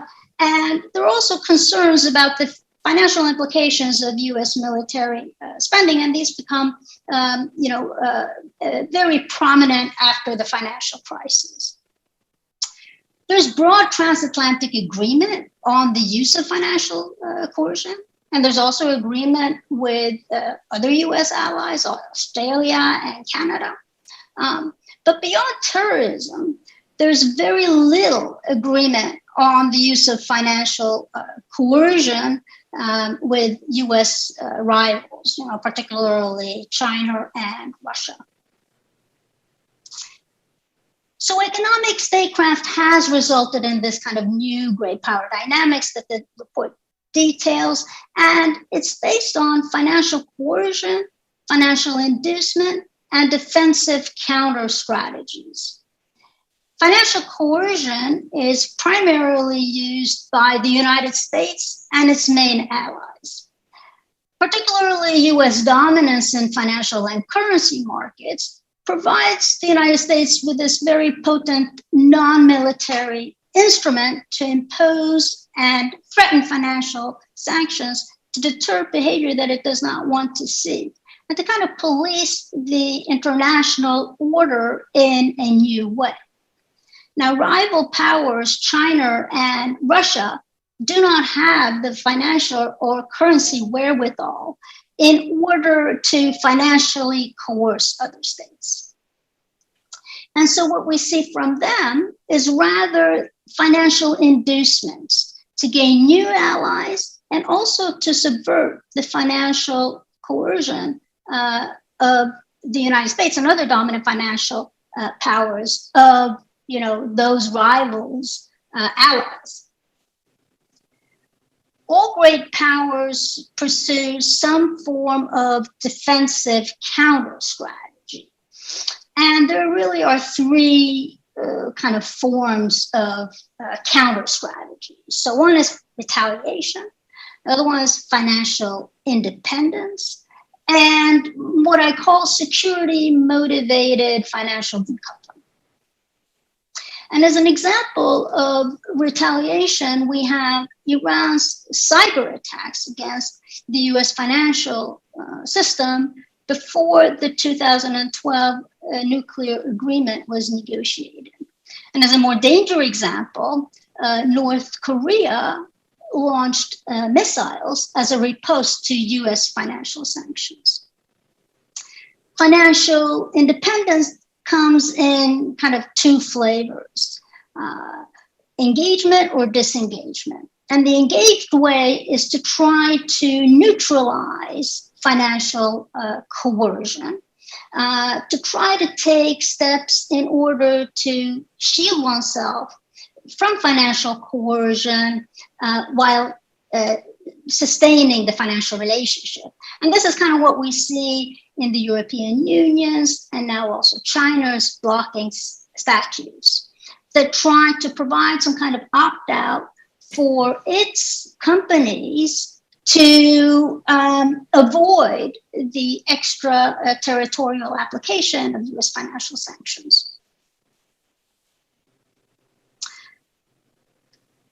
The main ways of disengaging or diversification. And so these are kind of smaller steps. Countries can try to use alternative currencies. They can de-escalate the purchases of US Treasury bills. And then there are more comprehensive strategies that create financial autonomy as well, but they're harder to pursue. And these involve then trying to create alternative financial and currency arrangements over the long haul.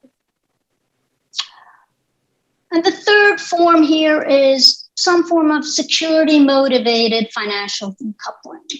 And this is a kind of selective disengagement that is pursued by decoupling financial assets and financial transactions that provide some form of security benefit to rivals. And as examples of this, we see the delisting of companies on US stock exchanges and investment screening to prevent takeovers of US companies that have some kind of security content.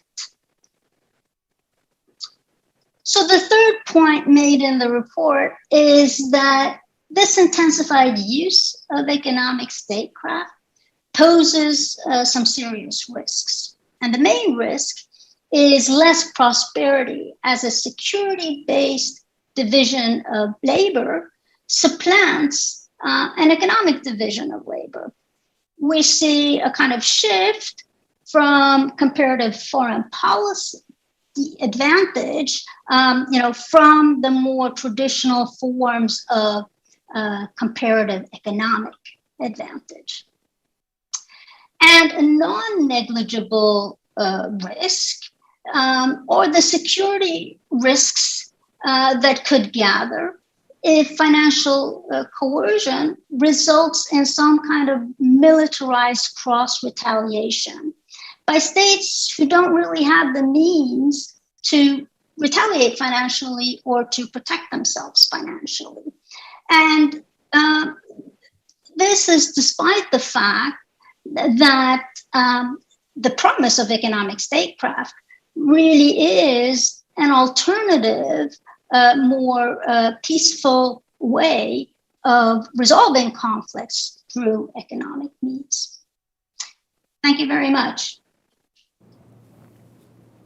Thank you so much, Carla, for that introduction. I encourage you all to check out her paper. It really helps us frame what economic statecraft really is.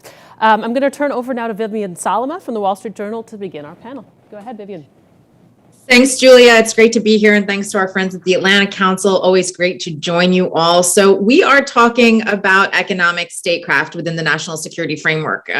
Economic statecraft is often defined to encompass coercive policies such as to deter bad behavior such as sanctions or protective measures like investment screening or export controls. But in recent years, tariffs have rather controversially also kind of entered the stage to be used to combat some alleged unfair trade practices and reduce U.S. trade deficit, also boost domestic manufacturing, partly in the name of national security and U.S. competitiveness. And so with that backdrop, we really want to turn things over to our excellent panel here. If you're just joining us, I'll reintroduce them quickly. Caroline Atkinson, former Deputy National Security Advisor under the Obama White House. David Baldwin, who's a senior political scientist at Princeton School of Public Affairs, Public and International Affairs, and Samira Fazeli, who is Deputy Director of the National Economic Council in the Biden White House. And of course, you just heard from Carlo Narloff, who is the Associate Professor of Political Science at the University of Toronto and also a non-resident fellow at the Atlantic Council. So it's great to be with all of you. Good brain trust here. And before we begin, I just want to remind all of you in the audience, we are very eager to hear from you. This is a hot topic, and so we want to hear your questions. You're all Zoom aficionados at this point. So please, go over to the Q&A button, send us your questions, and we will definitely get to them shortly. And so I'm going to start with you, Caroline, please. I want to reflect a little bit on what Carla just talked about in her excellent presentation. The world has changed a lot since President Obama left office. And so based on your time at the White House and your experience sort of after that, what's your initial reaction to some of the things that Carla just talked about? Thanks very much. I want, first of all, to make sure you can hear me. Yes, we can hear you. Okay. So I found Carla's presentation just now and her paper, but especially in a way her presentation, because she's pulling out the key points, really interesting in that it combined various different measures, whether it's investment screening, sanctions, punitive measures, and cyber attacks, if you like, tariffs you mentioned, and more traditional tools of economic statecraft, which are around grant aid, lending, and so on, as financial inducements. My experience in the White House was that we were very excited when to turn to a very carefully calibrated financial sanctions regime against Russia.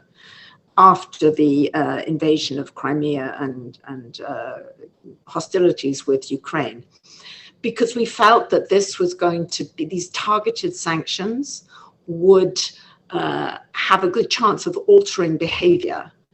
They were aimed very specifically at key members of Putin's circle. Now, we discovered, and I think this gets rediscovered, that there is, the US on the one hand has a very powerful tool, as Carla laid out, with the dollar and the fact that everybody, or that's heavily used, but there's also a kind of decreasing effectiveness, I think, of those financial sanctions. We worried about that when I was in the White House. I think that's only become more clear since then. It doesn't mean you shouldn't use sanctions, and sometimes we use them, we use them against many countries, Cuba, Iran, etc., North Korea, where we have big problems, but they're just, they are in a sense a defensive move. And I think what we need to think very carefully about is who are they upsetting?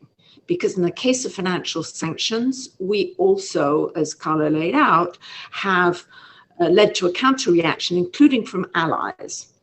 I also think the use of tariffs that you mentioned again, which were very hard to defend the national security defense, and that was an aggressive and hurtful move. It upset allies and it didn't help the United States either. So I'm sure we'll get back to other aspects of it, but I think that my overall concern is that financial sanctions may be of decreasing effectiveness in reaching the goals, the diplomatic goals that we want. And they certainly need to be just seen as one tool in the arsenal. Thank you for that. David, I would love to hear your initial thoughts on Carla's presentation. Let me get unmuted here. Well, I liked a number of things about her presentation. One, that she wasn't focusing just on trade sanctions, but bringing in this very important section of financial dimension of economic statecraft. And I also like the fact that she isn't talking about just the negative, punitive sanctions, but also the possibility of using positive incentives as part of economic statecraft. I like that this emphasis that was just brought to our attention too, again, about the possibility of overuse. It's a two-edged sword. It can trigger a reaction from other countries. It has triggered. Other countries are searching for some ways around the American financial domination of the world financial system. Now, I don't know how effective those are. And I also like in the Norloff paper, the emphasis on military force, the costs of military force, because often the best argument for using economic statecraft is not the benefits of economic statecraft, but the costs associated with alternatives to economic statecraft, especially military force. Well, let me leave it at that for my reaction to the paper. We have a lot more to discuss for sure. Samira, you're sitting at the White House right now, and so you're probably especially aware of some of the competitive challenges facing the U.S. today. So can you kick us off with your initial thoughts? Sure. Making sure I'm off mute too, and it looks like I am, right? You know, Carla did a good job of laying out the new frameworks, the new things you're seeing, and risks, but there's also, I think, some opportunities here too to think about how economic statecraft is evolving. And I think there are ways that it's evolving that I sort of represent. I don't think you're usually used to somebody from the National Economic Council, you know, not from Intercon, not from the NSC, coming to speak at events like this. In the Biden-Harris administration, we really brought a little bit of a new lens to this work in which we're bringing our foreign policy and domestic policy teams closer together. Because we knew that if we wanted to achieve the president's vision of, building an economy that grows from the bottom up and middle out, we also needed to win the competition for the 21st century and redesign markets here in the US and globally on a global stage, because markets are international. So we've done a lot of work integrating the two. And so, I could offer an example or two to give a flavor for, I think, a different way that we're approaching things. If you look at our bipartisan infrastructure law that just passed, is obviously going to create good jobs here in America. It's going to invest in communities that have been left behind, but it also represents a signal about how America is ready to compete in the 21st century. It's not just that the roads and bridges and ports are going to connect us to global commerce and international markets. It's not just that that's going to help get us the raw materials we need, but it also made important investments in the industries of the future, like EVs. We've often talked about how the U.S. market share of plug-in EVs is only a third of the size of the Chinese market, and this legislation is going to help us build out, finally, a national network of charging stations. We have $7.5 billion in the bill to do that. And it includes with it our Buy American rules so that these chargers are going to be made here in America. It also had us investing it gave us some new funding and tools to invest across the full clean energy supply chain.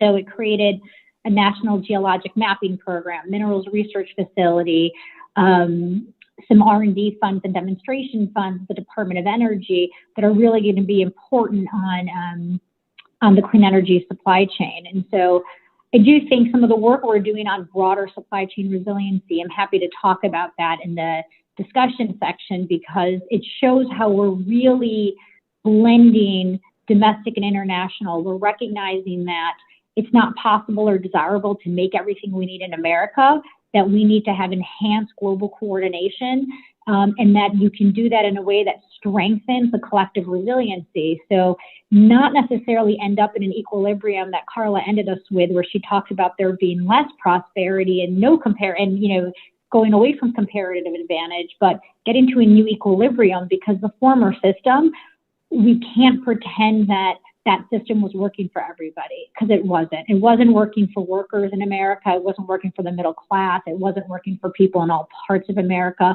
And that wasn't an American story. That was happening in other parts of the world too. And so if we're going to design an international system in order that meets the needs of workers everywhere, of like lower income and middle income households everywhere, economic statecraft kind of has a role in lifting all boats across the world.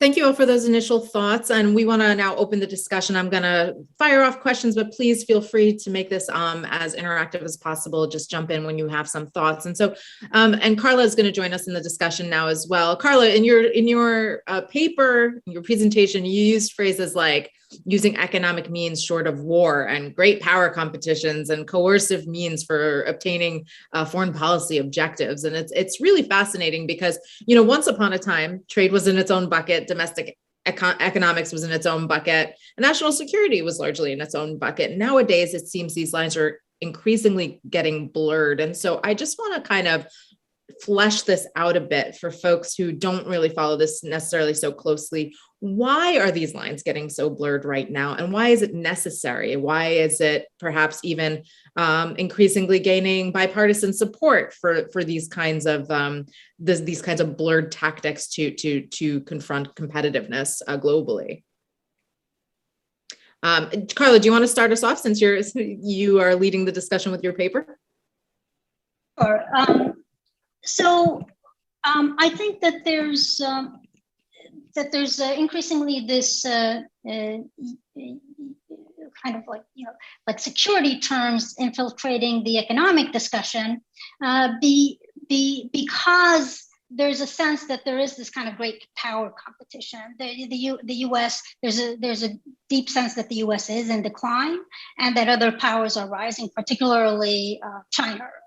most people do not see Russia as a rising power, but rather as a declining power, but certainly more assertive on the international scene. And so in this context, and I think that also where we see that there are, like kind of old, an old way of thinking about, relative gains. Are you by transacting, is economic dependence conferring gains on rivals that they can then use in order to not only compete more fiercely, but also turn this into kind of like a security gain that then will, take off the edge of the United States military leadership or security provision. So I think that the changes in the balance of power is very much, or the perceived changes in the balance of power. I actually do not think that the balance of power has tilted so unfavorably, against the United States as the public perception, seems to be like the mainstream kind of way of thinking right now. But I think this perception has, created these kind of defensive mechanisms where the United States feels threatened by the economic rise of other powers and also sees the potential security implications over the long term, turning these economic gains then more into security advantage. So that's one way I think that these kind of, and I think also the previous administration had a very, large role in kind of creating this more belligerent, posture towards, both allies, but also certainly rivals that then made its way into the language. To the others, do you think that this blur is a coherent blur, or is it intentional, or is it kind of just the U.S. trying to find its way in this new evolving world that we live in? So Vivian, maybe I can jump in. I'm sure Samir is the one who should say whether, talk about the intention. And obviously there's a lot of thought that's gone into it in the Biden administration. But I think what Carla pointed out was very interesting. In my experience, the security apparatus and the intelligence community always viewed China in particular as a competitor and as a country whose good fortune or prosperity was somehow at odds with that of the United States. And during the Obama administration, and for many years before that, there was a different overall view, which was that economic prosperity in one big country tends to support economic prosperity in another, in the rest of the world. So I think what has happened is that there's been a sort of joining together of two different concerns in the United States. One is a concern by the security apparatus that has always been there, which is that China is a rising power and that at some point it may challenge the United States militarily through security and so on. And on the other hand, a growing concern that on the economic side and on the political side, that the ills of the US economy in terms of, as Samira pointed out, workers and families not having rising real incomes for a decade after the financial crisis and other problems were really linked inextricably to China and the rise of China. And therefore, there was this sort of melding together of a set of concerns, which is about how to do better for middle America and middle class Americans. And that I fully support. And then a concern that was always there that was about China as a military rival.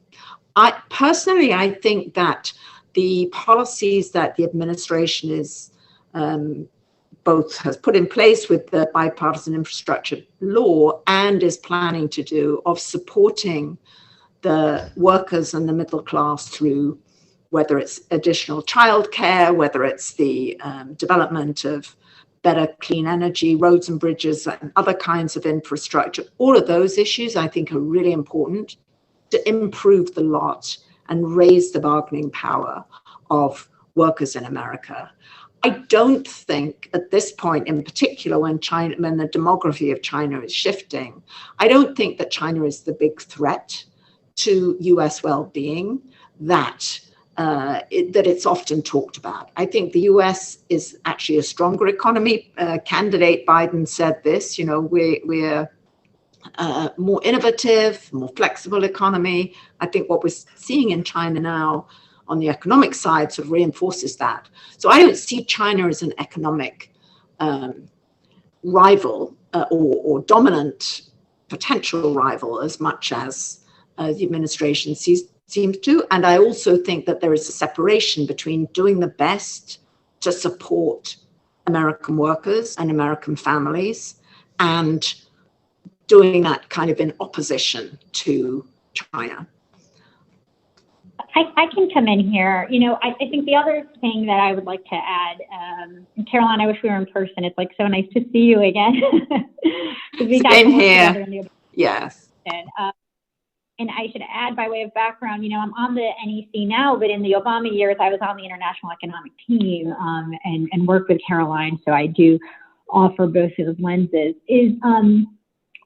Because you brought up kind of the Trump administration and the what they brought into this, Carla, what really distinguishes us is America is not in decline. America is still the place where everybody is trying to come to get educated, to get a job, to grow their company, to reach our workers who they think are the best in the world, to reach our research and innovation infrastructure, which they know is the best in the world. And what distinguishes this administration is we know how to deliver results for people, pass bills, and reinvest in America.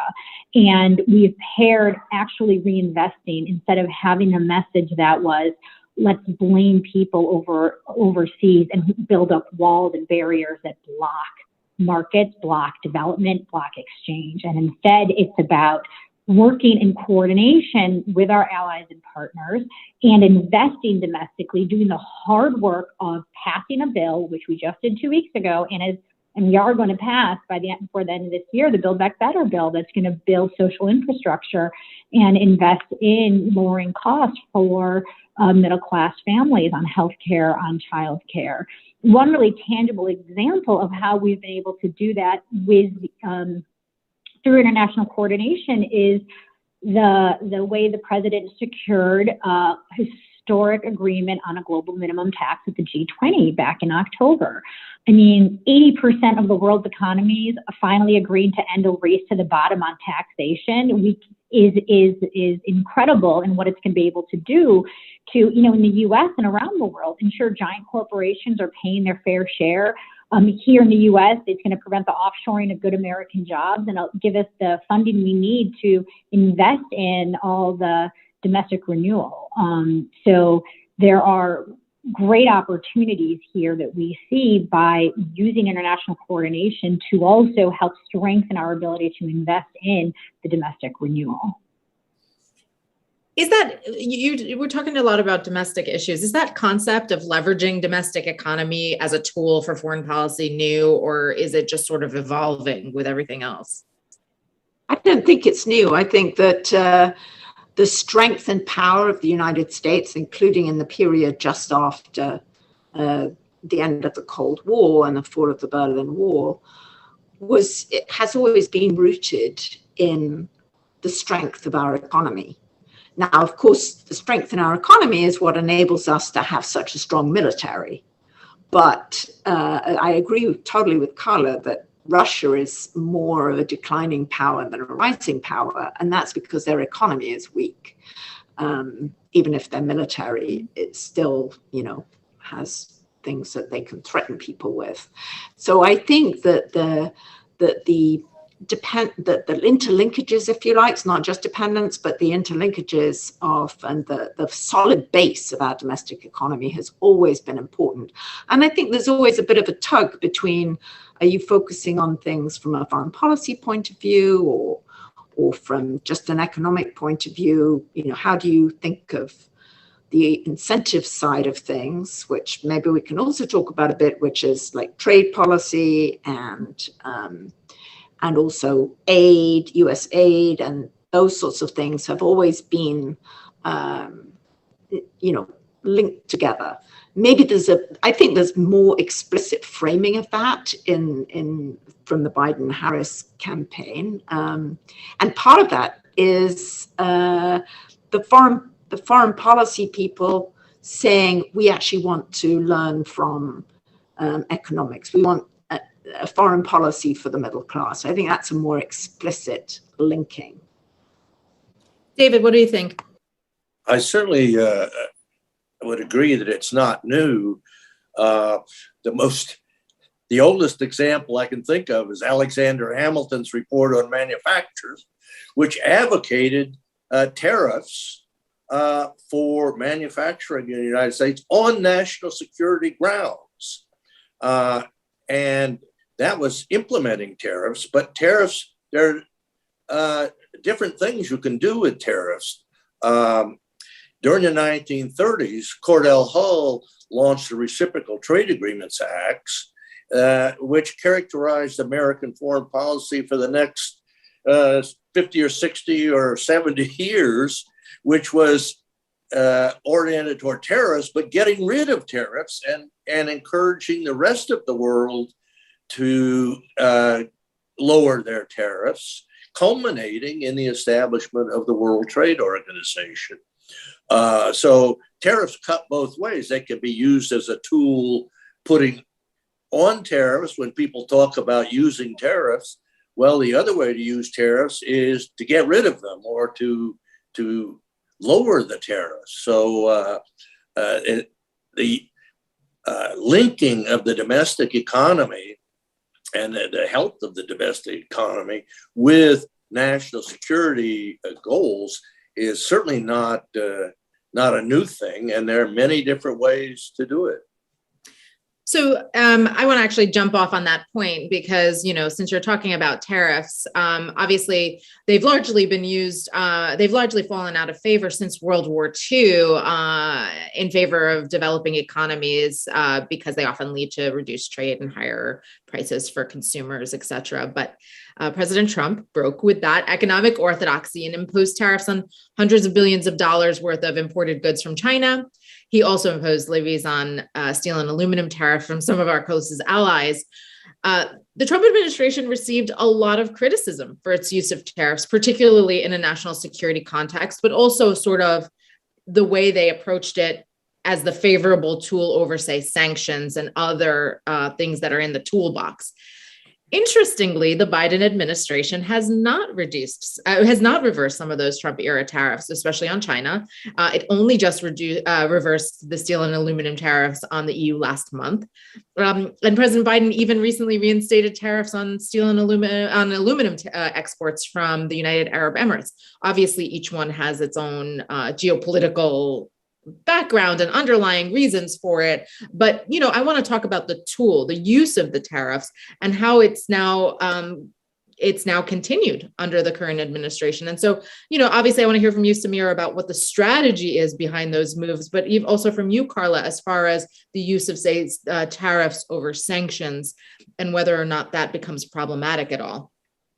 Samira, if you could just talk a little bit about sort of the newsier parts of it, which is why is the Biden administration sort of carrying on what was a pretty controversial move under the Trump administration in some aspects?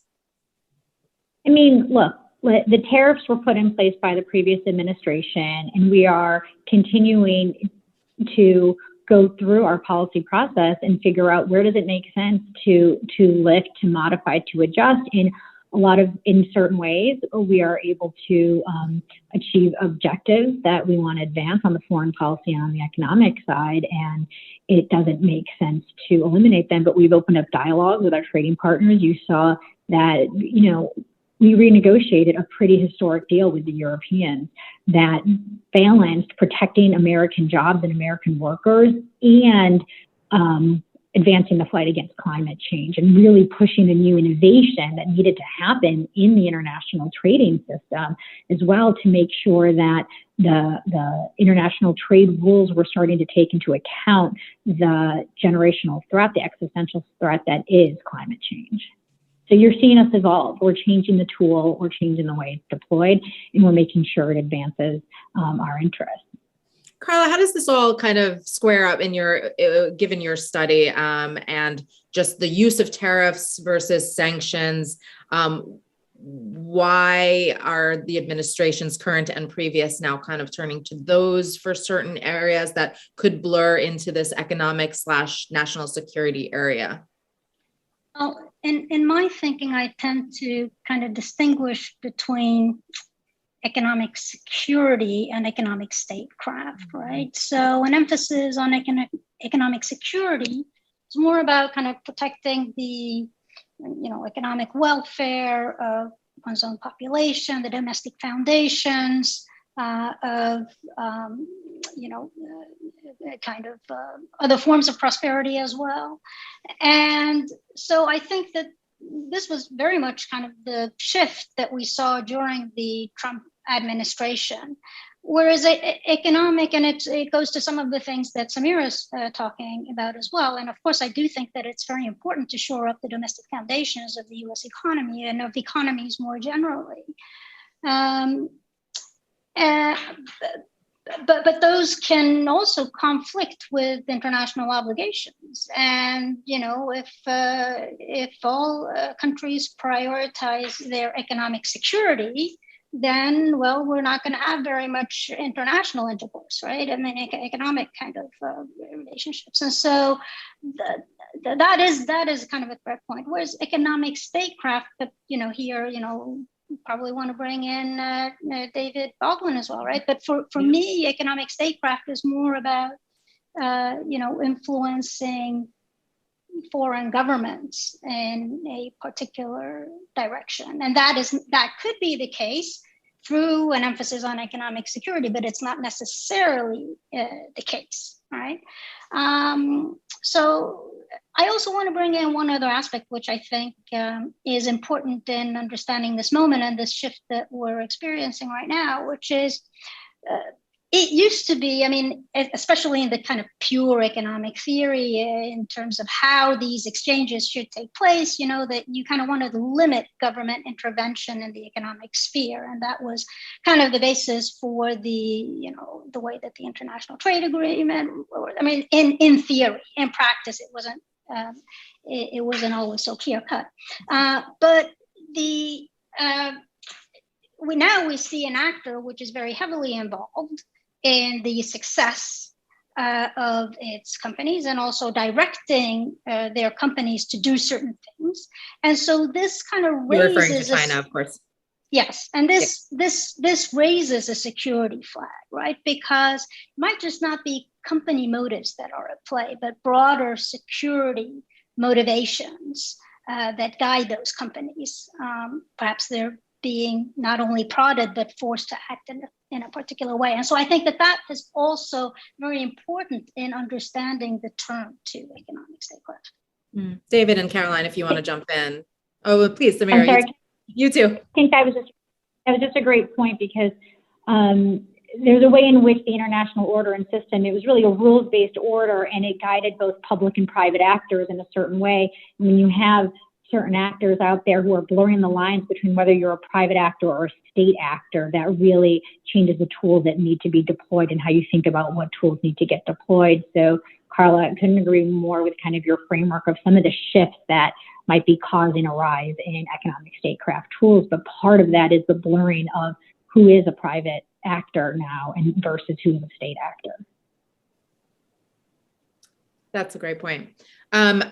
If neither one of you wants to kind of comment on that, I'm happy to jump. I'm happy to jump in, but I'm sure David wants to as well. I like Carla's distinction between economic security and economic statecraft, and maybe part of what I think she sort of puts it better than I did, and maybe that's part of what this White House and what Samira is engaged in, sort of linking the two more closely. And then I think that does run into, when is an international rules-based order in every, what does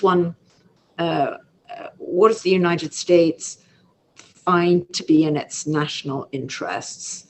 Adhering to some rules that may constrain its behavior, but also constrain the behavior of other governments in a way that is advantageous, or not. And that's obviously a very tricky issue because it does depend on what is the nature of your interlocutor. I think that we've all realized that China, under its current political system, is a different player in the international world from the one that it had been prior to President Xi, and that people kind of hoped and expected that it would continue to be. So it's really appropriate to switch or to evolve policies. I think on the tariffs, that, and I'm sure this is something that is looked at very carefully, but we have a lot of evidence that tariffs are hurting the United States and United States consumers and workers more than they're affecting China's well-being. I think even the Treasury Secretary referred to how lifting tariffs could lower inflation, which is obviously a big problem now. But that's, I don't know, almost like, I think that's important, but it's not a systemic issue right now. I don't see this administration as thinking, oh, tariffs is the way to go. I do think there are broader questions about buying national goods, which is always attractive everywhere. You know, I remember going to India with President Obama and for a conference that both leaders were going to be part of, and the Indians wanted to have a backdrop that said, made in India. And I said, that's not a good backdrop for, a joint discussion, because in America, people want to know about things being made in America.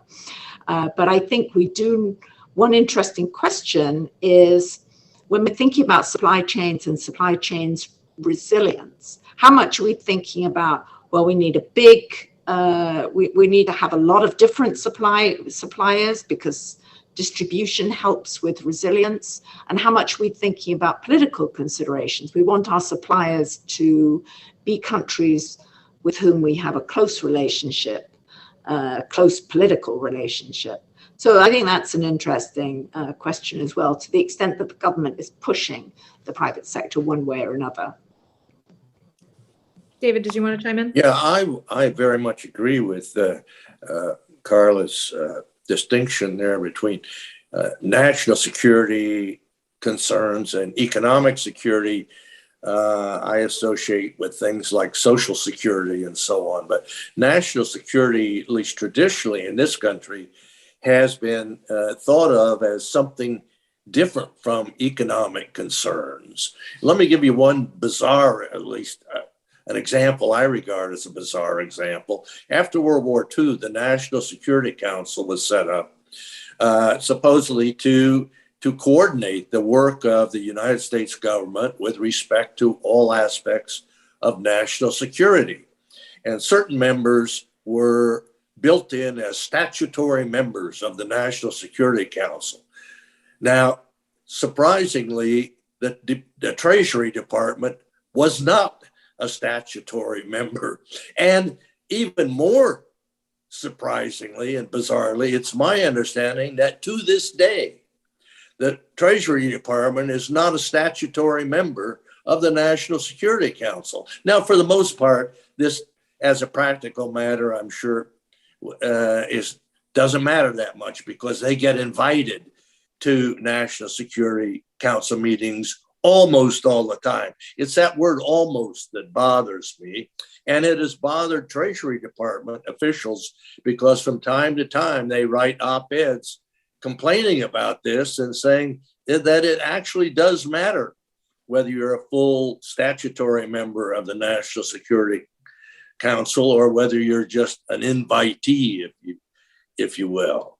But it's just, to me, it symbolizes what Carla called this silo approach, where you put different aspects of economic policy in different silos, and they don't get brought together as they're supposed to be by the National Security Council. Thank you for that. And you all made some really interesting comments about the Chinese model as far as government and private sector go, or whatever you want to call, the businesses that are overseen and that the government is involved in. But here we obviously have a very robust private sector versus the government. And so I'm curious about your thoughts before I turn it over to the audience about what happens and how does the government work with the private sector, particularly when free market economic choices potentially work at cross purposes with security interests. How does that work out? I got a raised eyebrow from Caroline, so.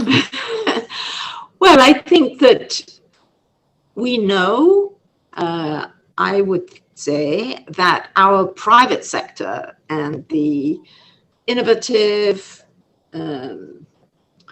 productive elements of our private sector are the root and the sort of basis of our strong economy, and our ability to project our power and concern, our ability to sort of do the best in the world, including for US citizens, because that's a responsibility of everybody in government. The government also does obviously want to, we have to constrain the private sector. We know that there are regulations, there are rules, both on competition, which Samira mentioned at one point, and also as well as in the financial sector. And there are trade rules, and I think all of those help to build up a strong private sector, but that is in the interest not just of the owners of capital, but also of workers. The complication comes with global relations when that's not the same system everywhere else. And in the EU, which is sort of an interesting case because they don't have markets, they don't have barriers between their own markets in the single market there. And in the EU, that's coupled with pretty strict rules about subsidies. And I think that's one element where we can work with the EU in relation to China, that when there are important government interventions and subsidies, whether it's lower interest rates, access to capital, or other direct support of industry that puts American industry at a competitive disadvantage, that's an area of where one can think about addressing. I don't think we can think about changing the whole system of other countries' economies. And China is the second largest economy in the world. We have a lot of reason and our private firms have a lot of reason to want to deal with China. We just need to make sure that China doesn't have policies that undermine our economic or national security. Well, I wonder, if we can draw too sharp a distinction between the public sphere and the private sphere.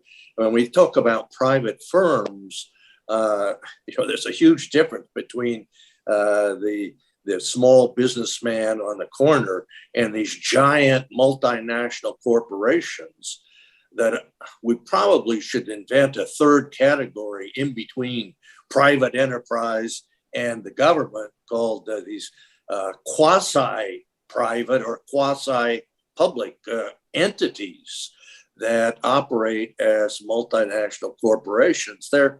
It's a little misleading, I think, when we just make a simple public-private distinction, because these people operate in a different world. I don't know what to call it, a space in between public and private.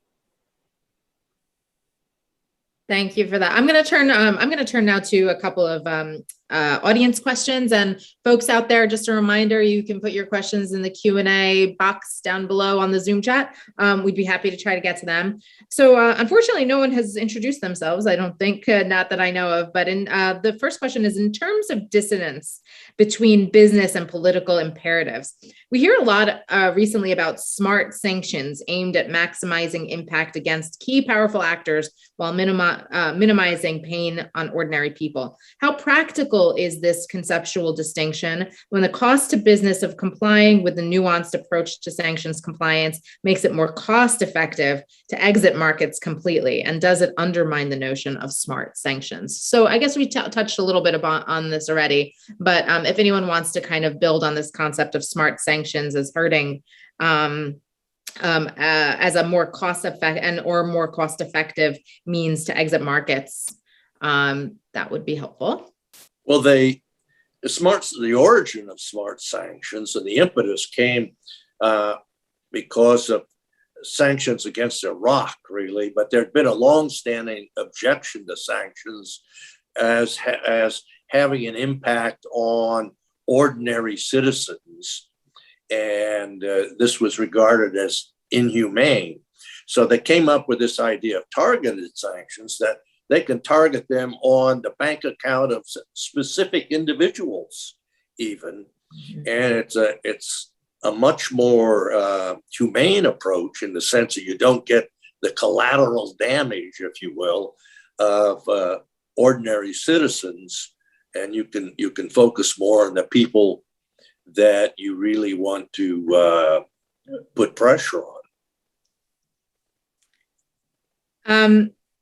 Okay, thank you for that. Yeah, how about can I just add one thing please there? Yeah, you know, I think that it is, you know, I think that more humanitarian concerns have entered into the discussion about how to use sanctions, as David Baldwin mentions, and to try to really isolate, you know, the government representatives that, you know, that one wants to change, you know, them to change their position somewhat. But there are ways for them to kind of generalize the effect of these sanctions, right? I mean, and so in the report, I give some examples of the way that Russia tried to retaliate U.S. sanctions that were targeted against, government leadership and the particular banks that they favored. And their retaliation, they vowed kind of disproportionate, asymmetrical retaliation against the United States. And but they took measures then that actually didn't really hurt the United States, but rather hurt the Russian population by, banning imports, by banning medicines, by, not allowing U.S. citizens to adopt from Russia. I mean, all these measures had then more generalized effects for the population. So it might not be in the interest of the government to keep these sanctions smart, right, and targeted, because they want to create this kind of sense of victimization and, an us versus them kind of mentality, and make the sanctioner, the sender, in the eyes of the public, then kind of like the bad guy, right? So it might be difficult to keep these sanctions smart and not to have these humanitarian effects that they are intended to avoid. Interesting. So we have another question here, which I don't think we've really talked about yet. Please address what to do if Buy America provisions violates international commitments, such as USMCA, or make it harder to develop valuable international R&D cooperation with other key partners in Europe and Asia. I think, we actually have international agreements in place, like the GPO, that allows our trading partners to maintain domestic preferences in government procurement. It's a totally different proposition to talk about market access generally versus when taxpayers are paying for some good, giving governments more flexibility to determine who gets access to that public good of taxpayer-funded taxpayer-funded kind of purchases of various kinds. So they are not in violation of our international agreements. We have international frameworks in place that govern the way that these are put in place. And on top of that, the rules that the U.S. has in place we have much less barriers to foreign firms being able to bid for procurement from our government than other countries do. Our trading partners have much bigger, higher walls and barriers than we traditionally have had. Interesting. Thank you for that, Samira. Another question asks, can members of the panel please give perspective on the influence of security issues on economic policies as they are applied by international organizations such as the IMF and the multilateral development agencies? And can these remain neutral to security issues in their intervention of various countries? Well, I'm happy to jump in on that, but others will have things to say. I think there's just two issues that are somewhat in tension with one another. So on the one hand, these international organizations that represent every country in the world and they are based on technical economic work to determine, which countries should get funding, and at which points and with which conditions and so on. And I think that is quite, those institutions have managed to maintain that sort of technical reasoning. Against that, they are also owned by the world's governments.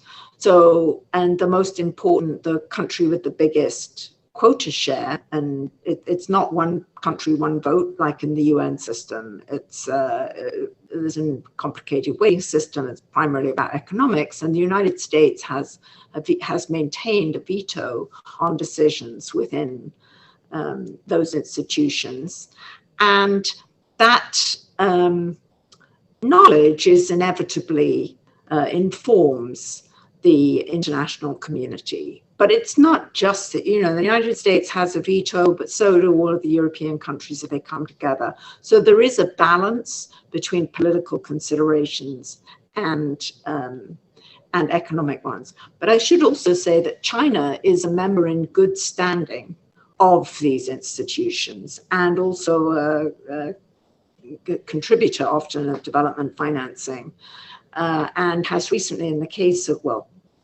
I guess before the previous administration, their currency the renminbi was included as part of the IMF's sort of general currency, the special drawing rights. So I think that is a space where geopolitics is to a large extent laid aside, although everybody is operating within an environment that in some sense, in some deep sense, is political. But it's a political commitment to working together in an international space, as opposed to the normal great power or small power, middle power discussions and disputes.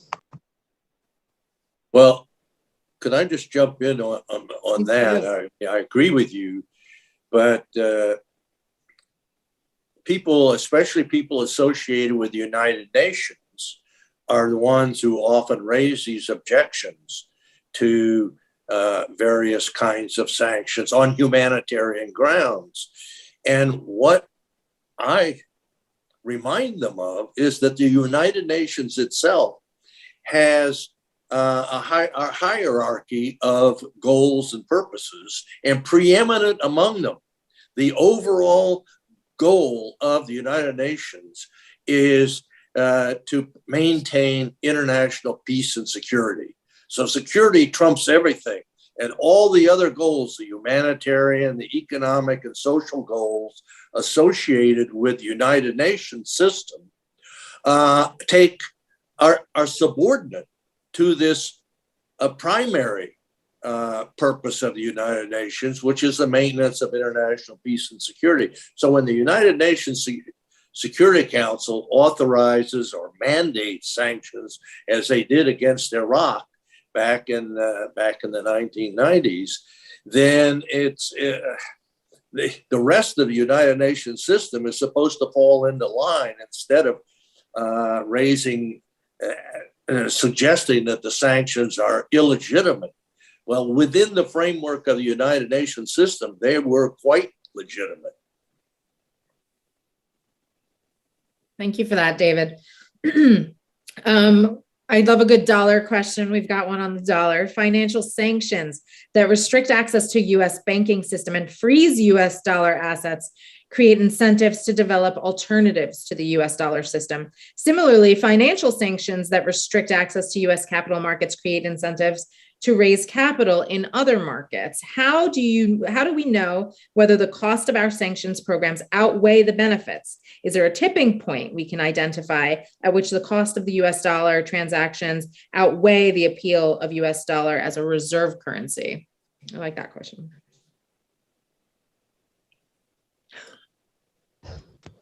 Go ahead. Oh, go, Carla. No, you go first. Hot takes. Take them all. Yeah, no, so I think that this is the one big economic risk with sanctions, financial sanctions that everyone points to, and that, the US dollar hegemony could be at risk if this instrument is overused, because it does generate these incentives to create alternative arrangements and to support other currencies and to diversify into other currencies and so forth. But there's just like such a big gap between the role of the US dollar in the international system and other currencies. I mean, even the euro, there's just like a sea, right? I mean, it's just like, so we're nowhere near that kind of threat point as of yet. And if one does see a greater use of alternative currencies and less use of dollars, or the U.S. financial system starts to suffer in broader ways, then I suppose that that's going to show up in statistics, right? And we're going to be aware of that as we kind of nudge towards the calamitous event where the United States is no longer providing the main currency. So I just don't think that it's a concern that often comes up. And of course, when the United States sanctions other countries financially and deprives them of dollar assets, then of course it triggers these incentives to create alternatives and try to bypass that system. But it's very difficult to get that up and running. And so I just don't think that we're anywhere near those concerns. I agree with Carla absolutely about the massive gap. I also think the gap depends on some things that are not very easy to overcome. For example, the liquidity of the sort of safe asset in the United States, Treasury bonds and bills, is not this.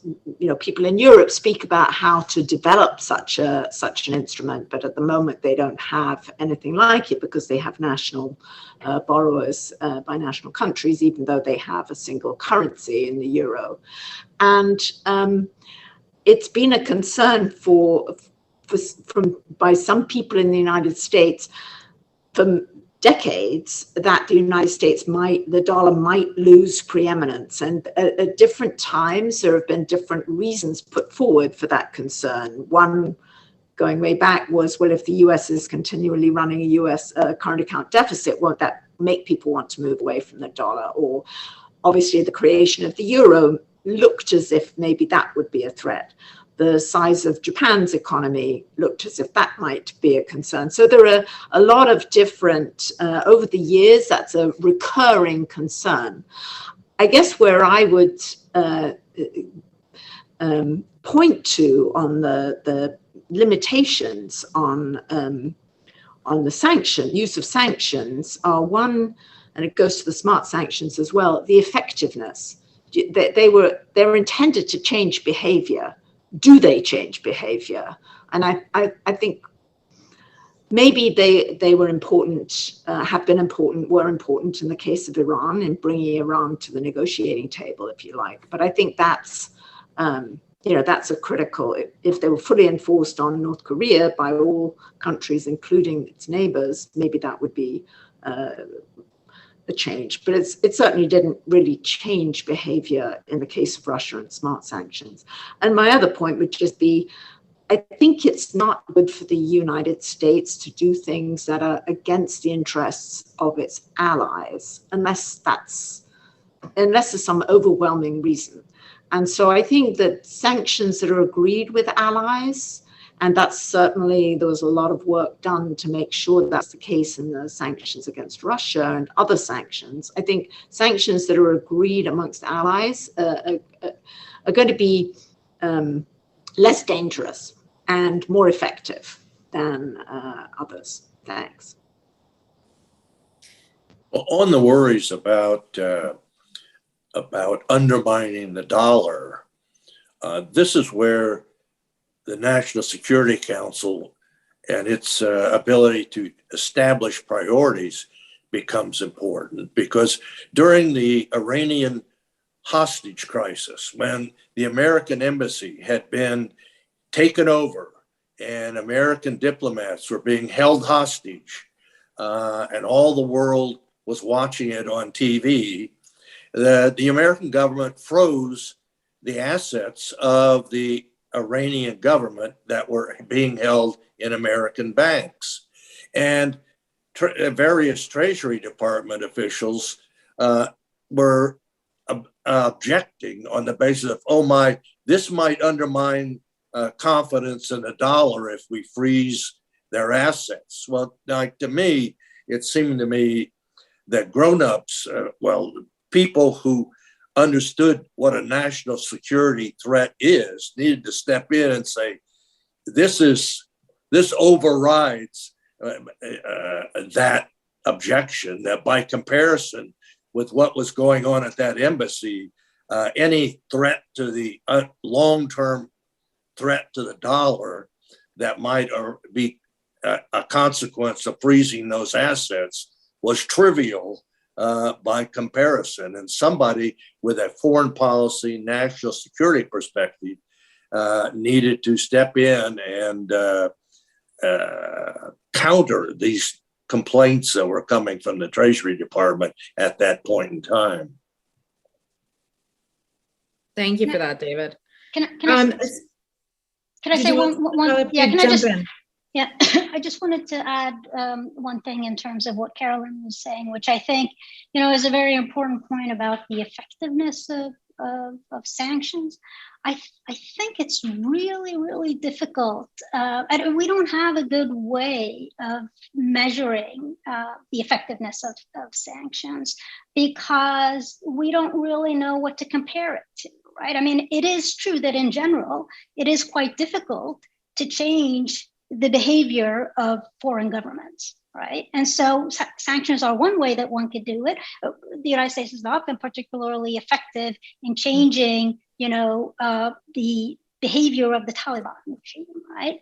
And there are lots of examples of, military coercion not being a particularly effective way of changing behavior. So I think that that's a really thorny question. And also, we don't really know what kinds of behaviors are policed by the threat of sanctions without them being imposed. So things that don't happen because there are looming sanctions, right? So I think there's just a very kind of thorny question about how to think about the effect. I mean, more work and thought should go into how to think about when sanctions are effective and and how to measure that. Do you think it's easier to measure, say, the effect of tariffs or other things in the toolkit? No, I just think the effectiveness of an instrument is, I think that particularly with financial sanctions, I think that there is it's more complex, because I think that a lot of actors are deterred from doing things. They might not be as easily deterred through tariffs because there are alternatives, right? And here there are not very good alternatives. So in that sense, it is, I think, more difficult with financial sanctions, but I do think that it's an inherently difficult question to measure the effectiveness of an instrument. It just makes me wonder, you know, is there a risk then of countries abusing the use of punitive sanctions or tariffs or anything like that, where A, you can't measure it necessarily, and B, there might be some domestic economic benefit from those tools.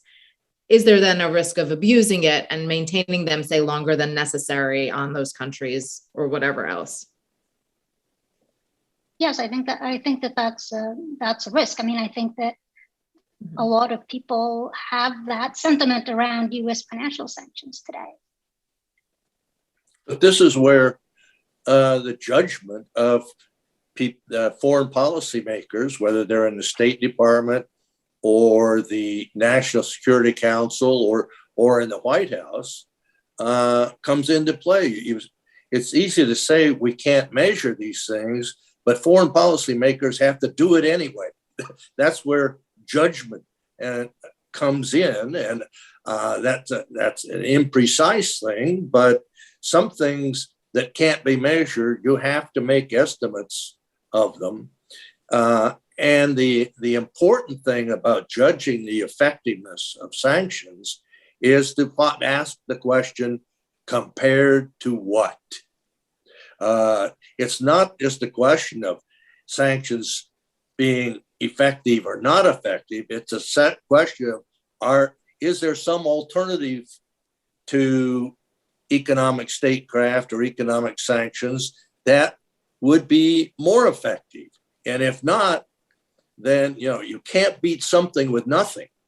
And you've got to be able to propose an alternative, a way for pursuing a goal, assuming it's a worthwhile goal. If you're going to object to using sanctions to pursue that goal, you need to be able to say, well, I've got this other alternative over here that I think would work better. Can I, David, one thing David raised I think is interesting is this notion of judgment, but if you, I want to connect it to something Marcus said in the prior segment, and Julia and him were interchanging. It's not just about judgment, it's about having strong process inside the government to oversee and monitor both the decision-making and then the implementation. And that is why you often have, like, whether it's from the White House or otherwise, we really pay attention to who's at the table, who do we include, how are we meeting, how are we overseeing things, because you can only exercise that good judgment if you design and run a really good interdisciplinary process that integrates different experts and different agency perspectives and expertise, something Caroline did a lot of at her time at the White House. Thank you for that. We only have about 3 minutes left, and I do want to squeeze in one last question. So I don't think we'll be able to hear from all of you on this one, but we'll try. The U.S., as the U.S. looks to use economic statecraft in pursuit of achieving climate policy aims, how will it avoid climate trade wars and climate protectionism? A really timely topic there. I don't know if any of you want to jump in and talk about how that comes into play. Samira, you had mentioned I'm climate. happy to start. Yeah. No one's going to jump in. I'm happy to start on this one. Look, I do a lot of work on us thinking about how we secure a lot of the supply chains needed for clean energy technologies. I don't think there's a risk of trade wars in this area. There's a piece of this that is out of every country's hands. It's which countries happen to have which minerals and which resources, right? So there's always going to be an element of strong international cooperation and alliances needed for people to secure the inputs that they need here. Are a lot of countries going to go aggressively after these kind of industries of the future? Yes, we all are, but we operate within a framework in which we're all coordinating with each other. We've set up a large number of dialogues to deal with this, and we know that cooperation has led to like a better equilibrium at the end. So I don't think we're going to devolve into a set of trade wars after a lot of us go after similar industries. And I think the work we've done on semiconductors and chips in this administration really shows how you can have a both-and approach. we have been very vocal in the fact that we are working on a bipartisan basis with Congress to pass incentives to onshore leading edge semiconductor production and semiconductor production more broadly here in the US. We've done that while we've also worked closely with our allies and partners on figuring out, okay, how are we going to coordinate? Because you're also designing incentives. So how do we make sure we're not running a race to the bottom? Because we've all recognized that the vulnerabilities in the semiconductor supply chain right now are hurting all of us. And so we are working together to figure out how do we coordinate on security, on transparency, and on the near-term shortage and the longer-term design of these incentives. Folks, I'm sorry to say we have to leave it there. I hope you enjoyed this discussion. I certainly learned a ton, so I appreciate it. Thanks to Carla Narloff, Samir Fazeli, David Baldwin, and Caroline Atkinson. This was a great discussion, and also thanks to Julia Friedlander and the Atlantic Council. Really appreciate it, and I wish you all a great day. Thank you. Thank you so much. Thank you. Thank you so much to a wonderful panel that was very enlightening and shed some light on a very thorny issue that we're trying to deal with. What exactly is economic statecraft and how do we do it? This marks the end of our meeting and the official beginning of the Economic Statecraft Initiative here at the Atlantic Council. We would like to thank our panelists for bringing economic statecraft to the spotlight and sharing their unique perspectives, knowledge, and experiences. We would also like to thank Atlantic Council's events team for their dedication. They always make the trains run on time. It's not an easy task.